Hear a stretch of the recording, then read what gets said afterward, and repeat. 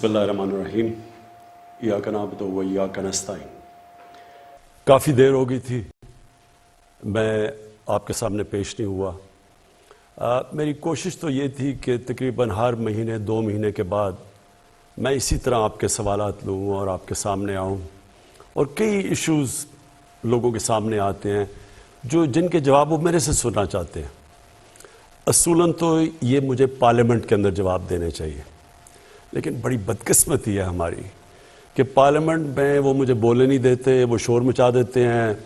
एक पूरा एनआरओ का वहाँ एक क्राउड बैठा हुआ है जो कि एनआरओ अगर नहीं दोगे तो आप बोल नहीं सकते, तो इसलिए मैं आप वहाँ बात नहीं कर सकता। तो इसलिए मैं आज आपके सामने हूँ और मैं मुंतज़िर हूँ आपके सवालात का। मैं इसलिए भी आपके सामने हूँ कि देखें, अल्लाह ने ये जो पाकिस्तान बनाया है ये एक बड़ी अजीम ख्वाब का नाम है। ये बार बार मैं कहता हूँ, इसके जो हमारे नज़रियाती लीडर इल्लामा इकबाल, उनका ये ख्वाब थी कि एक ऐसी रियासत बने जो सारी मुसलमान दुनिया उस रियासत को देख के समझे कि असल में इस्लामी फलाई रियासत क्या होती है। मैंने अभी पिछले दिन मज़मून लिखा मदीना की रियासत के ऊपर, तो कोई हमारे जो मुखालिफ थे उन्होंने ये कहा कि ये दीन के पीछे छुप रहा है। मैं आपको ये वाज़े कर दूं कि मेरी तरह के आदमी को पॉलिटिक्स में आने की कोई ज़रूरत नहीं थी। अल्लाह ने मुझे सब कुछ दे दिया था जब क्रिकेट के बाद, और मेरे पास तो सब कुछ था, किसी चीज़ की कमी नहीं थी। और कोई और पॉलिटिशियन वो यानी उसको कोई जानता नहीं था पॉलिटिक्स से पहले, किसी का कोई नाम नहीं था। तो मैं तो आया इसलिए था। और जो 25 साल पहले आप हमारा नज़रिया देखें तहरीक इंसाफ का, वाज़े तौर पे हमारा गोल लिखा हुआ है, हमारा मंशूर, हमारा नज़रिया इस्लामी फलाई रियासत, जो कि पाकिस्तान के ऑब्जेक्टिव रेजोल्यूशंस में हमारे जो पहले फाउंडिंग फादर्स थे उन्होंने ऑब्जेक्टिव रेजोल्यूशन में लिखा था इस्लामी फलाई रियासत, और वो मदीना की रियासत के ऊपर बेस है। तो लिहाजा ये तो 25 साल से मैं एक ही चीज़ कह रहा हूँ, पीछे से उठा के देख लें कोई भी, कि पहले दिन से और जब तक इक़्तिदार मिला मैंने हमेशा ये कहा है कि हम कोई एशियन टाइगर बनाने नहीं जा रहे, हम कोई लाहौर को पेरिस बनाने नहीं जा रहे। हम तो इस मुल्क को जिस वजह से ये मुल्क बना था, जो हिंदुस्तान के मुसलमानों ने भी पाकिस्तान को वोट दी थी जबकि पता था कि उन्होंने पाकिस्तान का हिस्सा नहीं बनना, क्योंकि वो ख्वाब थी कि हम एक मिसाल पैदा करेंगे। तो मेरा तो सारी स्ट्रगल ही वो है। अभी मैं आपका सवालात का मुंतज़िर हूँ, लेकिन ये मेरा ईमान है कि जब तक जिस मकसद के लिए कौम बनी थी हम उस मकसद के ऊपर नहीं चलेंगे, हम कामयाब नहीं हो सकते। जी, गुजारिश आपसे ये है कि आप जब कॉल करें अपनी बात को मुख्तसर रखिए ताकि ज़्यादा से ज़्यादा हम कॉलर्स को प्रोग्राम में शामिल कर सकें। हमारे साथ प्रोग्राम के पहले कॉलर, जी अस्सलाम वालेकुम। वालेकुम सलाम। जी, आप प्राइम मिनिस्टर साहब से मुखातिब हैं, बात कीजिएगा। जी, मैं रावलपिंडी से सईदा नाज बात कर रही हूँ और मैं एक हाउस वाइफ हूँ। मैं वज़ीर आज़म साहब से महंगाई पे सवाल करना चाह रही हूँ। वज़ीर आज़म साहब, पिछले साल इसी प्रोग्राम में महंगाई के सवाल पे जवाब पर आपने बोला था कि बहुत जल्द महंगाई पे काबू पा लिया जाएगा। अभी साल होने को है मगर महंगाई डबल हो गई है। शायद आपको असल सूरत हाल नहीं बताई जाती। आप और कुछ नहीं कर सकते तो प्लीज़ ऑनलाइन जाकर आटे की और दाल की कीमतें चेक कर लें और हमें बता दें कि अब तो हमें घबरा लेना चाहिए। जी शुक्रिया। देखें, पहली चीज़ तो मैं आपको एक बात बता दूं, आजकल है इंफॉर्मेशन टेक्नोलॉजी और मोबाइल फ़ोन्स का ज़माना। मैं जब सुबह 1 घंटा उठता हूं, 1 घंटे के अंदर अपने मोबाइल पे मुझे सारी इंफॉर्मेशन मिल जाती है कि मुल्क में किस तबके के ऊपर क्या गुजर रही है। तो मैं आपको फिर से ये कह दूं कि ये सबसे बड़ा मेरे लिए, अगर आप कहना कि एक चीज़ जो मुझे कई दफ़ा रातों को जगाती है, वो सिर्फ महंगाई है। और महंगाई का सिर्फ मैं अब आपको समझाना चाहता हूँ कि देखें, मुझे कई दफ़ा बड़ा अफसोस होता है, हमारे पास बड़े अच्छे इस मुल्क में सहाफ़ी हैं, ہمارے پاس ہم بڑے خوش قسمت ہیں کہ ہمارے پاس ایک ایسی بھی جرنلزم ہے جو کہ بڑا لوگوں کو انفارم کرتی ہے, لوگوں کو آگاہ کرتی ہے ملک کے صورتحال سے. لیکن بدقسمتی سے ایسے بھی ہیں جو سارا وقت مایوسی پھیلا دیتے ہیں. مہنگائی اس وقت دنیا کا فینومینا ہے. سیدہ پلیز آپ میری ذرا غور سے بات سن لیں کہ مہنگائی صرف پاکستان کا ایشو نہیں ہے. اب میں آپ کو بتاؤں 2 قسم کی مہنگائیاں ہوئیں. ایک تو جب ہمیں حکومت ملی تو کیونکہ ہمارا ہم جو دنیا کو ایکسپورٹ کر رہے تھے اور جو دنیا سے چیزیں خرید رہے تھے اس میں اتنا بڑا خسارہ تھا کہ پاکستان کی تاریخ میں سب سے بڑا جس کو کرنٹ اکاؤنٹ ڈیفیسٹ کہتے ہیں وہ ہمیں ملا تقریباً $20 ارب کا. اس کا مطلب کیا ہوا کہ سارا پریشر روپے پہ پڑ گیا کیونکہ ڈالر کم ہو گئے, ڈالر کی آخر میں قیمت اوپر جانی تھی. ہمارے پاس ڈالرز ہی نہیں تھے کہ ہم مارکیٹ میں پھینک کے وہ ڈالر کی قیمت نیچے رکھتے. تو جب ہمارے اوپر سارا بوجھ پڑا تو روپیہ جب گرا, جب روپیہ گرتا ہے تو جو چیزیں ہم امپورٹ کرتے ہیں مہنگی ہو جاتی ہیں. تو پہلا تو لہر مہنگائی کی تب آئی جب روپیہ نیچے گیا اور اپنے لیول پہ پہنچا. تو ایک تو اس کی مہنگائی آئی اس کی وجہ سے. یہ دوسرا یہ مہنگائی کا جو آپ آج بات کر رہے ہیں نا کہ سال پہلے اور اب میں کیا فرق ہے, میں ذرا آپ کو صرف بتانا چاہتا ہوں کہ یہ اب ایک کرونا کی وجہ سے دنیا کے اندر جو سپلائی شارٹیجز ہوئی یہ اب اس کی لہر آئی ہوئی ہے. اور اس میں پاکستان اکیلا نہیں ہے ملوث اس مہنگائی میں. آپ کو یہ پتہ ہونا چاہیے کہ ہمارے سے وہ ملک امیر ترین ملک یعنی برطانیہ کی 50 اس کی صرف 6 کروڑ آبادی ہے, ہماری 22 کروڑ ہے. ان کا جو سالانہ آمدنی ہے جو GDP کہتے ہیں وہ تقریباً 50 گنا ہے پاکستان سے زیادہ. اب ان کی امریکہ کی میں اس لیے مثال دیتا ہوں کہ ہم نے کووڈ کے دوران جو سب سے زیادہ پیسہ خرچ کیا عوام کی بھلائی کے لیے مدد کرنے کے لیے وہ $8 ارب تھا. امریکہ اب تک $6,000 ارب خرچ کر چکا ہے. تو پہلے ذرا دیکھ لیں کہ ہماری حالات کیا ہیں ان کے کیا ہیں. اب میں صرف آپ کو یہ بتانا چاہتا ہوں کہ ان ملکوں کے اندر کیا گزر رہی ہے. پہلے یہ ورلڈ فوڈ پرائسز یہ اس وقت دنیا میں 10 سال سب سے زیادہ مہنگائی ہے. امریکہ کے اندر یہ ہیڈ لائن ہے 40 سال میں سب سے زیادہ مہنگائی ہے. جاپان کی دسمبر ہول سیل انفلیشن یہ رائٹرز کے مطابق یہ ان کی 20 سال میں جاپان میں مہنگائی آئی ہے. پام آئل جو کہ گھی مہنگا ہو گیا ہے یہ دنیا کے اندر ریکارڈ اوپر چلا گیا. بدقسمتی سے ہمیں امپورٹ کرنا پڑتا ہے. یہ جو ہمارا گھی ہے 75% امپورٹ ہوتا ہے. اس کا ریکارڈ قیمتیں دگنی سے بھی اوپر چلی گئی ہے. پھر جناب جس طرح میں نے آپ کو شروع میں کہا کہ ان کا 50 گنا زیادہ ان کی دولت ہے ہمارے سے, ان کی جو GDP ہے ہمارے سے. 30 سال میں سب سے زیادہ برطانیہ کے اندر مہنگائی ہے. فرانس کے اندر 13 سال میں سب سے زیادہ ان کے مہنگائی آئی ہے. جرمنی کی جو انفلیشن ریٹ ہے وہ 30 سال میں سب سے زیادہ ہے. یورپ, اب سارے یورپ کی بات کریں, یہ TRT کی رپورٹ ہے کہ 30 سال میں یورپ میں سب سے زیادہ مہنگائی آئی ہے. یہ صرف ایک چیز اس لیے کیونکہ یہ کھانے کو افیکٹ کرتا ہے, فرٹیلائزر یہ جو کھاد ہے. اس وقت دنیا میں وہ خوف یہ آ گیا کہ کھاد کی کیونکہ کمی ہوئی ہے دنیا میں, اور کیونکہ گیس کم ہو گئی ہے, گیس کی قیمتیں اوپر چلی گئی ہیں, گیس سے کھاد بنتی ہے, کھاد کی کمی ہو گئی ہے. یہ بلومبرگ کہہ رہا ہے جو کہ وہ جو میگزین دنیا میں ساری دنیا میں اکانومیز کے اوپر لکھتی ہے, وہ بلومبرگ کہہ رہا ہے کہ یہ جو گیس کرائسس ہے اس سے آگے کھانے کا بھی کرائسس, یعنی آگے وہ کہہ رہا ہے کیونکہ کھاد کم استعمال ہوئی اور دنیا میں کم ہے تو اس سے کھانا بھی افیکٹ ہوگا. یہاں ایک اور آرٹیکل آیا, میں صرف جلدی آپ کو اس لیے بتا رہا ہوں کہ میں چاہتا ہوں کہ ہمارے بھی میڈیا بیلنس کرے, اعتدال کرے. یعنی کہ اگر وہ کہتے ہیں ہم مہنگائی ہے تو یہ بھی لوگوں کو بتا دیں کہ یہ کیا پاکستان میں صرف مہنگائی ہے یا اس وقت وہ ملک جو ہمارے سے امیر ترین ملک ہیں ان کے اوپر کیا گزر رہی ہے. یہاں کینیڈا کا ذرا سن لیں. کینیڈا کے 40% لوگ آگے سے ان کو فکر پڑی ہوئی ہے کہ وہ کھانے کے اوپر ان کے پاس وہ پیسہ نہیں ہوگا, وہ کھانے کی खुराक लेने का, क्योंकि महंगाई की वजह से। अब कनाडा में यहाँ से लोग करोड़ों रुपया खर्च करते हैं कनाडा की सिटीजनशिप लेने में, क्योंकि वहाँ खुशहाल है। उधर के अंदर मसला आया हुआ है। तो मैं सिर्फ ये आपको ये कहना चाहता हूँ कि देखें, पहले तो एक समझ जाएं कि जो कोरोना है, जो कोरोना की पैंडेमिक है, ये एक सदी में, 100 साल में इतना बड़ा क्राइसिस आया है दुनिया का।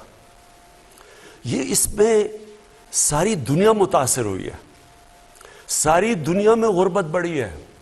अमेरिका के अंदर जो जिस तरह 8-6 हज़ार अरब डॉलर खर्च किया उन्होंने कोरोना के इफेक्ट्स दूर करने के लिए, वहाँ लाइनें लगी हुई हैं लोगों की खाने की चीज़ें लेने के लिए।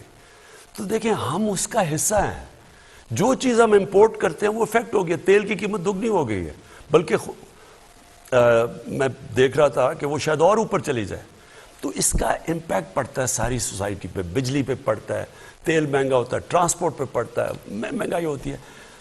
और फिर अब मैं आपको एक और, क्योंकि महंगाई बहुत बड़ा सब्जेक्ट है, इसके ऊपर मैं सिर्फ 2 मिनट और आपके लेना चाहता हूँ।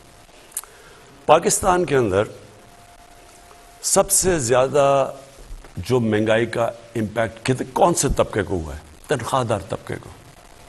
तनख्वाहदार तबका बदकिस्मती से, जिनकी सैलरीज हैं, जैसे जैसे महंगाई हुई है ये मुतासर हुआ। लेकिन मैं आपको दूसरी तरफ ये बता दूं कि क्योंकि पाकिस्तान के अंदर इस वक्त अल्लाह का करम है कि हमारी ग्रोथ रेट बढ़ी है, इसके ऊपर मैं बाद में बात करूंगा। हमारी इंडस्ट्री क्योंकि सबसे ज़्यादा परफॉर्म कर रही है, मज़दूरों के हालात बेहतर हुए हैं, किसानों का सबसे, जो आधी आबादी हमारी देहात में रहती है, कभी किसानों के पास इतना पैसा नहीं आया। उनकी जो इनकम है, हम देख 73% उनकी इनकम के अंदर, उनकी आमदनी में इजाफा हुआ है, क्योंकि जो 4 बड़ी फसलें हैं वो रिकॉर्ड हुई हैं, उनको कीमत भी रिकॉर्ड मिली है। तो वो जो पैसा गया है जो देहात के अंदर, वो 1400 अरब रुपया गया है मजीद इजाफी। उसकी वजह से वहाँ इतना बुरे हालात नहीं हैं। मजदूरों के, टेक्सटाइल के लेबर नहीं मिलती, स्किल्ड लेबर नहीं मिल रही, उनकी तनख्वाहें 40 से 60% बढ़ गई हैं। कॉर्पोरेट प्रॉफिट्स रिकॉर्ड है। इस वक्त कंस्ट्रक्शन के अंदर जो बूम आई है, जो कंस्ट्रक्शन के अंदर, उसके अंदर कई जगह मजदूर नहीं मिल रहे, उनकी भी तनख्वाहें ऊपर गई हैं। सिर्फ जो मुझे अफसोस से कहना पड़ता है और जो हमने अभी ठीक करना है, वो है हमारा तनख्वाहदार तबका। उनको इस वक्त मुश्किल में है। और मैं आपको ये आखिर में ये कह दूं कि हमारी अब पूरी कोशिश है, जैसे जैसे हमारी अल्लाह का शुक्र है टैक्स कलेक्शन बढ़ती जा रही है, हमारी पूरी कोशिश है कि हम जैसे जैसे पैसे बढ़ें, अपने एहसास राशन के अंदर भी इजाफा करें, इस तबके को जो तनख्वाहदार है इसकी मदद करने के लिए। और इंशाल्लाह जो हमारी लोअर मिडिल क्लास है, जो सरकारी नौकर भी है, इनकी भी मदद करें। इसके लिए थोड़ा आपको सब्र चाहिए होगा। लेकिन मैं फिर से ये कहता हूँ कि ये सिर्फ पाकिस्तान का मसला नहीं है। इस वक्त अगर दुनिया में उठा के देखें, हर जगह ये मसला आया हुआ है महंगाई का। वज़ीर आज़म साहब, इससे मिलता जुलता एक सवाल आया कि अगर कॉर्पोरेट सेक्टर में इतना ज़्यादा प्रॉफिट है तो वो अपने मुलाजमीन की तनख्वाहें नहीं बढ़ा रहे। जी, ये बिल्कुल ठीक है। मैंने भी उनको अपील की हुई है कि कॉर्पोरेट में रिकॉर्ड प्रॉफिट आए हैं। मैं देख रहा था कॉर्पोरेट प्रॉफिट 980 अरब रुपए के हुए हैं। और मैं फिर आज अपील कर रहा हूँ, और मैं इनको बुला के भी बड़े इंडस्ट्रीज को कहूँगा कि आपको मदद करनी चाहिए। आप अपने जो मज़दूर हैं, जो आपके काम कर रहे हैं, इनके लिए इनकी तनख्वाहें बढ़ानी चाहिए, क्योंकि आपके ऐसे तो नफ़े कभी हुए ही नहीं हैं जो आपके पास आ रहे हैं। तो आपकी ज़िम्मेदारी है कि आप इनकी भी तनख्वाहें बढ़ाएं। 051-922-4900 अगले कॉलर। जी अस्सलाम वालेकुम। अस्सलाम वालेकुम। अस्सलाम वालेकुम। जी वालेकुम सलाम। जी बात कीजिए वज़ीर आज़म पाकिस्तान इमरान खान साहब से। जी, मेरा नाम नाइला गिलानी है और मेरा ताल्लुक लाहौर से। खास साहब, मेरे पास एक छोटा सा सवाल है और एक बहुत अहम तजवीज़। दानिशवरों की ही आरा अहम नहीं होती, आम आवाम की राय का भी एहतराम करना चाहिए और उसे सुनना चाहिए। तो प्लीज जरा मेरा क्वेश्चन भी सुनिएगा और मेरी तजवीज़ भी। सवाल तो मेरा हेल्थ कार्ड के बारे में है कि ये, इसमें कोई दो राय नहीं है कि ये पाकिस्तान की तारीख का एक बहुत ज़बरदस्त इनिशिएटिव है और वक्त ये साबित करेगा कि हेल्थ कार्ड पाकिस्तान के सेहत के शोबे में एक बहुत बड़ा इनकलाब बर्पा करेगा। लेकिन सर, मसला जो आपने अभी, आपका मैं जवाब भी सुन रही थी, لوگوں میں شعور نہیں ہے, اویئرنیس نہیں ہے. آپ کے اتنے بڑے بڑے انیشیٹوز ہیں, احساس, ہیلتھ کارڈ اور یہ کنسٹرکشن انڈسٹری والا بھی, لیکن لوگوں کو پتہ ہی نہیں ہے. یہ مہنگائی کا سب کو پتہ ہے, لیکن اس مہنگائی کو کم کرنے کے لیے جو آپ, یعنی ایک ہیلتھ کارڈ ایک ایسا انیشیٹو ہے جسے استعمال کر کے عام آدمی کی جو جیب پہ صحت کا خرچہ تھا وہ کم ہو رہا ہے نا, لیکن ان کو پتہ ہی نہیں ہے کہ انہوں نے اس کو کیسے استعمال کرنا ہے. اور ہر انسان کی ایکسیس میں ہے, ہر انسان کے پاس ہے, یہ ان کو نہیں معلوم. اور سر دیکھیں, یہ بہت بڑا, مجھے آپ کی میڈیا ٹیم کے لیے کہنا پڑے گا کہ اگر 4 پل اور 4 سڑکیں بنا کے شہباز شریف پنجاب کا ہیرو بن سکتا ہے اور ایک اسٹیبلش ہیرو سے زیرو بن رہا ہے, تو sir I am sorry to say but it's a huge failure on behalf of your media team. وہ کیا کہہ رہی ہے, کیوں نہیں بتاتی ہے عوام کو کہ آپ کے پازیٹیو امیج کیا ہے, آپ کیا اچھے اقدامات جو کر رہے ہیں اس کا کیا فائدہ ہے عوام کو. عوام کیوں پی ٹی آئی کی گورنمنٹ کو گالیاں دے رہی ہے؟ جی شکریہ. دیکھیں, ایک میرا ایمان ہے کہ تھوڑی دیر کے لیے آپ سب کو پاگل بنا سکتے ہیں اور زیادہ دیر کے لیے صرف تھوڑے سے لوگوں کو آپ پاگل بنا سکتے ہیں, لیکن سارا وقت آپ سب کو پاگل نہیں بنا سکتے.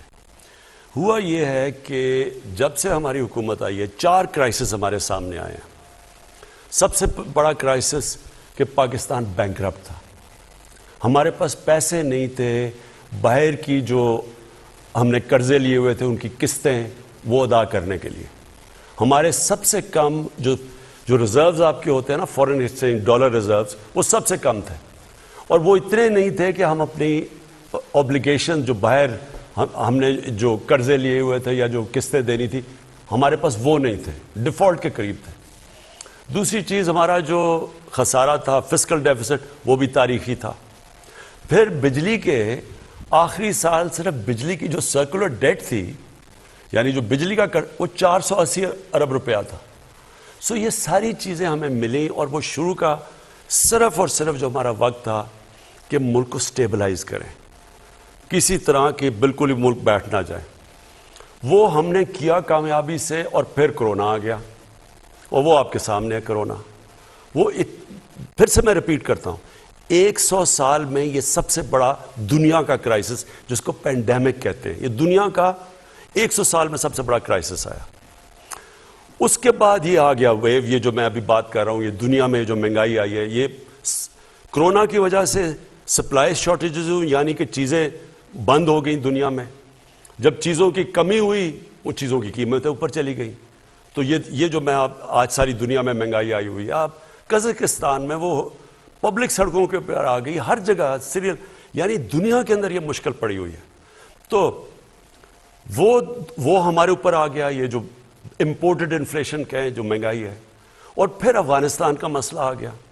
افغانستان کا کیا ہوا, جیسے جب جو وہ چینج آئی گورنمنٹ کی, تو لوگوں نے اس خوف میں کہ حکومت وہاں کیونکہ ایڈ کے اوپر چلتی تھی, 70% ایڈ آتی تھی, تو نئی حکومت ان کو اس خوف سے کہ گورنمنٹ شاید بیٹھ نہ جائے, انہوں نے ڈالر خریدنے شروع کر دیے, اور پاکستان سے ڈالر افغانستان جانے شروع ہو گئے, جس سے ہمارے روپے پہ پریشر پڑ گیا. تو یہ 4 کرائسس بڑے, جو کہ کسی حکومت کو اتنے بڑے کرائسس نہیں ملے, اور یہ 3 سالوں میں. تو اس کے باوجود میں پہلے تو یہ کہہ دوں کہ میں اپنی گورنمنٹ کو, اپنی ٹیم کو, این سی او سی میں جو ہماری ٹیم تھی, بلکہ ساری گورنمنٹ نے مل کے, اس میں سارے ادارے مل کے کیا گیا. ہمارے ہیلتھ ڈپارٹمنٹ تھی, ہماری فوج تھی, ہمارے ساری منسٹریز, صوبے, سب نے مل کے. جو لوگ کہتے ہیں نا جی کہ پاکستان کی گورنمنٹ بڑی نااہل ہے, ہمیں تو یہ کہا نا نااہل ہے. اکانومسٹ میگزین جو کہ دنیا کی ریپیوٹڈ میگزین ہے, اس کے اندر 3 سال میں انہوں نے جو دنیا میں دیکھا کہ کون سی حکومتوں نے سب سے بہتر کرونا کا مقابلہ کیا, مطلب اپنی اکانومی بچا دی اور اپنے لوگوں کو بچایا, ان ٹاپ 3 دفعہ پاکستان کا نام ہے. یعنی 3 سالوں میں یا نمبر 1 پہ تھا یا نمبر 2, نمبر 3 پہ. یہ دنیا کی انہوں نے ریکارڈ. تو ایک گورنمنٹ اس کرائسس سے بھی نکل گئی. پھر یہ مسئلہ ہے, اور اس سے بھی نکل جائے گی جو مہنگائی کا. جو ہیلتھ کارڈ پہ میں آپ کو کہوں, دیکھیں ہیلتھ کارڈ یہ میرا انیشیٹو تھا. میں اب سے نہیں, کیونکہ شوکت خانم جب میں نے بنایا تو میرا یہ مقصد تھا کہ کینسر سب سے مہنگا علاج ہے. تو اگر میری طرح کے لوگ جب اس وقت, آج سے تقریباً 35 سال پہلے جب میری والدہ کو کینسر ہوئی تو تب تو ہاسپٹل نہیں تھا، تو میں نے سوچا کہ میری فیملی کے لیے اتنا مشکل ہے، میں تو اپنی والدہ کو باہر بھی گیا علاج کروانے، تو عام آدمی کا کیا بنتا ہے کیونکہ بہت مہنگا علاج ہے۔ تب سے میں نے شوکت خانم کا سوچا، جو آج اللہ کا کرم ہے، یہ 2 ہاسپٹل جو بن گئے، تیسرا بننے جا رہا ہے، یہ دنیا میں واحد ہے پرائیویٹ کینسر ہاسپٹلز ہیں جس میں 70% مریضوں کا مفت علاج ہوتا ہے۔ اور تب ہی میں نے سوچا تھا کہ اللہ نے کبھی موقع دیا تو اس ملک میں جو سب سے بڑی نعمت ہے وہ ایک عام آدمی، ایک عام گھر میں جب بیماری ہو اور پیسے نہ ہوں، یہ ایک گھر کے اندر سب سے بڑا عذاب آ جاتا ہے۔ وہ ساری چیزیں بیچ دیتے ہیں، وہ قرضوں میں چلے جاتے ہیں، صرف کہ اب کون دیکھ رہا ہے، میری ماں یا میرا باپ بیمار ہے یا میرے بچے بیمار ہیں، وہ سب کچھ لوگ داؤ پہ لگا دیتے ہیں صرف ان کا علاج کروانے کے لیے۔ تو تب سے میں نے سوچا تھا ہیلتھ انشورنس کا، کہ ہر گھر کے پاس 10 لاکھ روپیہ ہو، کسی بھی ہسپتال میں جا کے علاج، گورنمنٹ میں نہیں، کسی بھی ہسپتال میں جا کے اپنا علاج کروا سکے۔ اور یہ بڑا رسک ہے، بڑا پنجاب نے صرف 400 ارب روپیہ اس پہ لگایا ہے۔ کبھی اس ملک کی تاریخ میں کسی نے سوچا ہے کہ سوشل ویلفیئر کے لیے اتنا زیادہ پیسہ لگاؤ؟ کبھی کسی نے سوچا، کبھی ذہن میں بھی کسی کے آیا؟ یہاں تو وہ لوگ بیٹھے ہوئے ہیں جو ٹیسٹ کروانے کے لیے لندن چلے جاتے ہیں، سارے ان کے علاج اور ان کے رشتہ داروں کے باہر ہوتے ہیں، ان کو کیا پتا چلے کہ عام آدمی کے اوپر کیا گزرتی ہے؟ تو یہ صرف ہیلتھ کارڈ نہیں ہے، یہ ایک ہیلتھ سسٹم ہے۔ اس سے کیا ہوگا؟ ہوتا کیا، صرف بڑے شہروں کے اندر پرائیویٹ ہاسپٹلز بھی ہیں اور ڈویژن ہیڈ کوارٹرز پہ جا کے گورنمنٹ ہاسپٹل بھی تھوڑا بہت علاج کرتے ہیں، لیکن آپ ڈسٹرکٹس میں، دیہات میں چلے جائیں، وہاں ہاسپٹل ہی نہیں ہے۔ وہاں اگر ڈسٹرکٹ ہاسپٹل میں ڈاکٹر نہیں ملتے، وہ آگے شہروں میں آنا چاہتے ہیں۔ تو یہ جو ہیلتھ کارڈ کا مطلب یہ ہوگا کہ اب دیہاتی علاقوں میں بھی، کیونکہ ہر انسان کے پاس ایک ہیلتھ کارڈ ہوگا، تو وہ جا کے پرائیویٹ سیکٹر کے ہاسپٹل جائیں گے اب دیہاتوں میں، کیونکہ اب لوگوں کے پاس تو ہوگا نا، وہ جا کے اپنے علاج کے لیے پیسے دے سکتے ہیں۔ تو انشاءاللہ یہ صرف ہیلتھ کارڈ ہی نہیں ہے، اور یہ پاکستان کی تاریخ کا سب سے بڑا سوشل ویلفیئر کا پروگرام ہے جو ہمیں فلاحی ریاست کی طرف لے کے جا رہا ہے، لیکن یہ ہیلتھ سسٹم بھی ہے۔ اس سے ہسپتالوں کا، پرائیویٹ سیکٹر ہسپتالوں کا جال پھیلے گا، اور پرائیویٹ سیکٹر ہاسپٹلس کے لیے ہم پوری کوشش کر رہے ہیں ان کو سستی زمینیں دیں، ان کی ساری جو اکوپمنٹ باہر سے ہے وہ ڈیوٹی فری ہو، تاکہ وہ پھر اگر وہ پیسہ بنائیں گے تو وہ ان علاقوں میں جائیں گے اور ہمیں، ہمارے لوگوں کو علاج ملے گا۔ جی، خیبر پختونخوا کے بعد اب پنجاب پورے کو بھی ہیلتھ کارڈ دیا جا رہا ہے، اور لاہور ڈویژن سے آپ کا تعلق ہے، راولپنڈی ڈویژن سے تعلق ہے، تو آپ ابھی 8500 پہ اپنا شناختی کارڈ نمبر بھیجیں اور آپ کو جوابی SMS آئے گا۔ اس کے بعد ڈیرہ غازی خان، سہیوال، فیصل آباد، ملتان، بہاولپور، گجرانوالہ، اور اس کے بعد پھر سرگودا، مارچ کے آخر تک پورا پنجاب کمپلیٹ ہو گیا۔ یہاں پر ہم ایک وقفہ لیں گے اور اس کے بعد پھر واپس آتے ہیں۔ ایک بار پھر خوش آمدید۔ نمبر آپ کی اسکرین پہ بھی آ رہا ہے، وزیر اعظم پاکستان سے آپ بات کر سکتے ہیں اس نمبر پہ 0519224900۔ اگلے کالر ہمارے ساتھ ہیں کون؟ جی السلام علیکم۔ وعلیکم السلام جی، کون صاحب کہاں سے؟ اور آپ مخاطب ہیں وزیر اعظم پاکستان عمران خان صاحب سے۔ عدیل اشرف بات کر رہا ہوں برے والا سے۔ میرا وزیر اعظم پاکستان سے سوال یہ ہے کہ کرونا کو تقریباً 2 سال ہو گئے ہیں، اور کرونا کی وجہ سے یہ ہمارے کاروبار، جو کیٹرنگ، ہوٹل، یہ شادی ہال اور یہ ٹرانسپورٹ سے وابستہ جتنے بھی لوگ ہیں، یہ بے روزگار ہو گئے، ان کے حالات نہیں ہیں۔ تو مہربانی کر کے ان کے لیے کوئی ریلیف دیا جائے، کیونکہ ایسے لگ رہا ہے کہ کرونا نے آگے اور مزید چلنا ہے۔ ٹھیک، دیکھیں، یہ پھر سے میں کہوں گا، صدی میں ایک دفعہ اس طرح کا پینڈیمک آتی ہے، اور آپ کے سامنے حالات ہیں دنیا کے اندر جو تباہی مچائی ہے اس نے۔ ہم تو ان ملکوں سے ہیں جو اللہ نے خاص کرم کیا، اپنا ہمیں بچا لیا، لیکن یہ آپ بات ٹھیک کہہ رہے ہیں کہ اب یہ 5واں ویو آیا ہوا ہے، اور میں پھر سب سے تاکید کروں گا کہ آپ ماسک ضرور پہنیں پبلک کے اندر، کیونکہ بڑی تیزی سے پھیلتا ہے یہ جو اومیکرون ہے، یہ جو نیا اس کی ویریئنٹ آیا ہے کرونا کا۔ لیکن میں یہ بھی آپ کو کہوں گا کہ ہم نے کوئی اپنی بزنسز بند نہیں کرنی، ہم نے احتیاط کرنی ہے، لیکن جو کاروبار ہے اس کو ہم نے بند نہیں کرنا، کیونکہ جو پہلے دن سے میری یہ سوچ تھی، اور میں دیکھ رہا تھا کہ برطانیہ میں اب جو میں نے پہلے دن سے فیصلہ کیا تھا کہ ہم نے اپنے غریب طبقے کو بچانا ہے، اور ہم نے کاروبار پورا لاک ڈاؤن نہیں لگانا، اور ہم یہ سمارٹ لاک ڈاؤن کی طرف آئے تھے. اور میری بڑی تنقید ہوئی تھی. اپوزیشن نے 3 مہینے، مجھے یاد ہے اسمبلی میں انہوں نے جس طرح کی باتیں کہی تھی، اور بلکہ نریندر مودی کی مثال دے دی تھی کہ دیکھو وہ ہندوستان میں کتنا اچھا کر رہا ہے. لیکن اللہ کا شکر ہے کہ کیونکہ ہو سکتا ہے کہ اس نے دیکھا ہو کہ ہماری نیت اپنے غریب آدمی کو بچانے کی تھی، اور ہم نے وہ لاک ڈاؤن نہیں لگایا، اس لیے آج دنیا ہماری مثال دیتی ہے. برطانیہ کے پرائم منسٹر نے کہا، حالانکہ ان کے کیسز ہمارے سے بہت تیزی سے بڑھے ہوئے ہیں، ان کی اس وقت کرونا کے جو کیسز برطانیہ میں ہیں پاکستان سے چھوڑے دنیا میں تیز ترین اوپر جا رہے ہیں، اس کے باوجود وہ کہہ رہا ہے کہ میں نے پورا لاک ڈاؤن نہیں لگانا.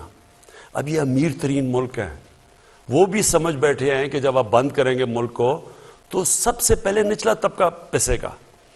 کرونا کے اندر جو سب سے زیادہ فائدہ ہوا ہے امیر ترین لوگوں کو ہوا ہے.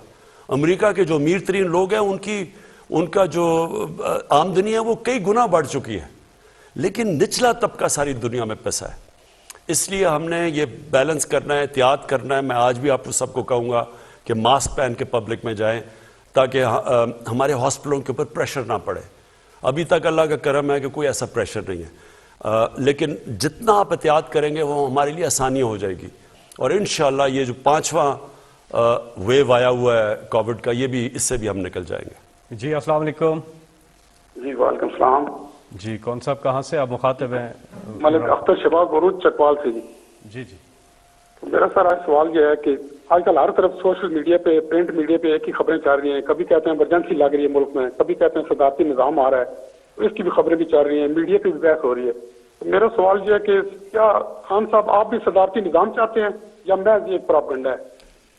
دیکھیں ملک صاحب، آپ کو پتہ نہیں یاد ہے، لوگوں نے پتہ نہیں، میرا جو پہلی دفعہ جب میں پرائم منسٹر بنا تو میں نے قوم سے خطاب کیا، تو میں نے قوم کو ایک چیز کہی تھی کہ آپ کو بڑا شور ملے گا اور ساری جگہ سے آوازیں آئیں گی کہ ملک تباہ ہو گیا، یہ ہو گیا، نااہل ہے، یہ ختم ہو گیا. کیونکہ میں نے تب آپ کو کہا تھا سب کو کہ ہم نے کوئی مفاہمت نہیں کرنی، کوئی کمپرومائز نہیں کرنی. اس ملک کے وہ جو بڑے بڑے ڈاکو ہیں، میں واضح کرتا ہوں یہ چور نہیں ہے، یہ ڈاکو ہے. میں 30 سال میں پولیٹکس میں آیا ان کے خلاف تھا. نہیں تو میں پھر سے کہتا ہوں، جس آدمی کو اللہ نے سب کچھ دیا ہے اس کو کیا ضرورت پڑی تھی کہ اپنی زندگی ساری لگائے، اپنا گھر بار سارا کچھ لگا کے ایک گھٹیا لوگوں سے ہر روز برے بھلی گالیاں سنیں. لیکن میں اس کو جہاد سمجھتا ہوں. تو میں نے شروع میں کہا تھا کہ جب بھی، کیونکہ میں نے ان سے کوئی مفاہمت نہیں کرنی، انہوں نے مجھے بلیک میل کرنا کہ کسی طرح ہمیں NRO دے دو. جو جنرل مشرف نے اس ملک کے اوپر سب سے مارشل لاء سے زیادہ اس نے ظلم کیا تھا ان 2 بڑے گھرانوں کو NRO دے کے، یعنی ان کی چوری معاف کر کے. اور اس قوم نے جو قیمت اٹھائی ہو اس کی ہم آج بھگت رہے ہیں کہ آدھا پیسہ جو ہم اکٹھا کرتے ہیں ٹیکس سے، وہ آدھا پیسہ چلا جاتا ہے ان کے لیے وہ قرضوں کی قسطوں کے اوپر. تو ملک چلائیں کیسے کہ لوگوں کے کیسے تعلیم دیں، صحت دیں، سٹرکچر ٹھیک کریں، کیسے کریں، جبکہ آدھا پیسہ ان قرضوں پہ جاتا ہے، قسطوں پہ جو انہوں نے لیے ہوئے ہیں. اور انہوں نے جس طرح بے دردی سے 10 سالوں میں، کیونکہ ان کو NRO مل گیا تھا، اپنا نیب ان کا بٹھا دیا، جس طرح انہوں نے اس ملک سے کیا ہے. یہ اب مجھے بلیک میل کرنے کی کوشش کر رہے تھے کہ جی اب چلیں ہم اس کو بلیک میل کریں گے. اس کو شاید کرسی اتنی پسند ہے کہ یہ بھی آخر میں جا کے جنرل مشرف ہی کہے گا اچھا جی میں آپ سے NRO کے نام پہ میں آپ سے سمجھوتا کر دیتا ہوں، اپنے پیسے رکھ لو. اب میں اس کو سمجھتا ہوں کہ یہ ملک کی سب سے بڑی غداری ہے اگر میں یہ کروں گا. اور اس لیے یہ افراتفری پھیلائی ہوئی ہے، جو ٹی وی پہ آتا ہے جو تباہ ہو گیا ملک میں یہ ہو گیا، غربت بڑھ گئی. میں ذرا آپ کے سامنے پہلے یہ ذرا رکھتا ہوں نا، انہوں نے کہا کہ غربت بڑھ گئی ہے. یہ میرے پاس ورلڈ بینک کی فگرز ہیں. یہ چلیں ہم تو کہیں گے تو لوگ کہیں گے یہ ٹھیک نہیں، ورلڈ بینک تو ہمارے سے نہیں آرڈرز لیتا نا.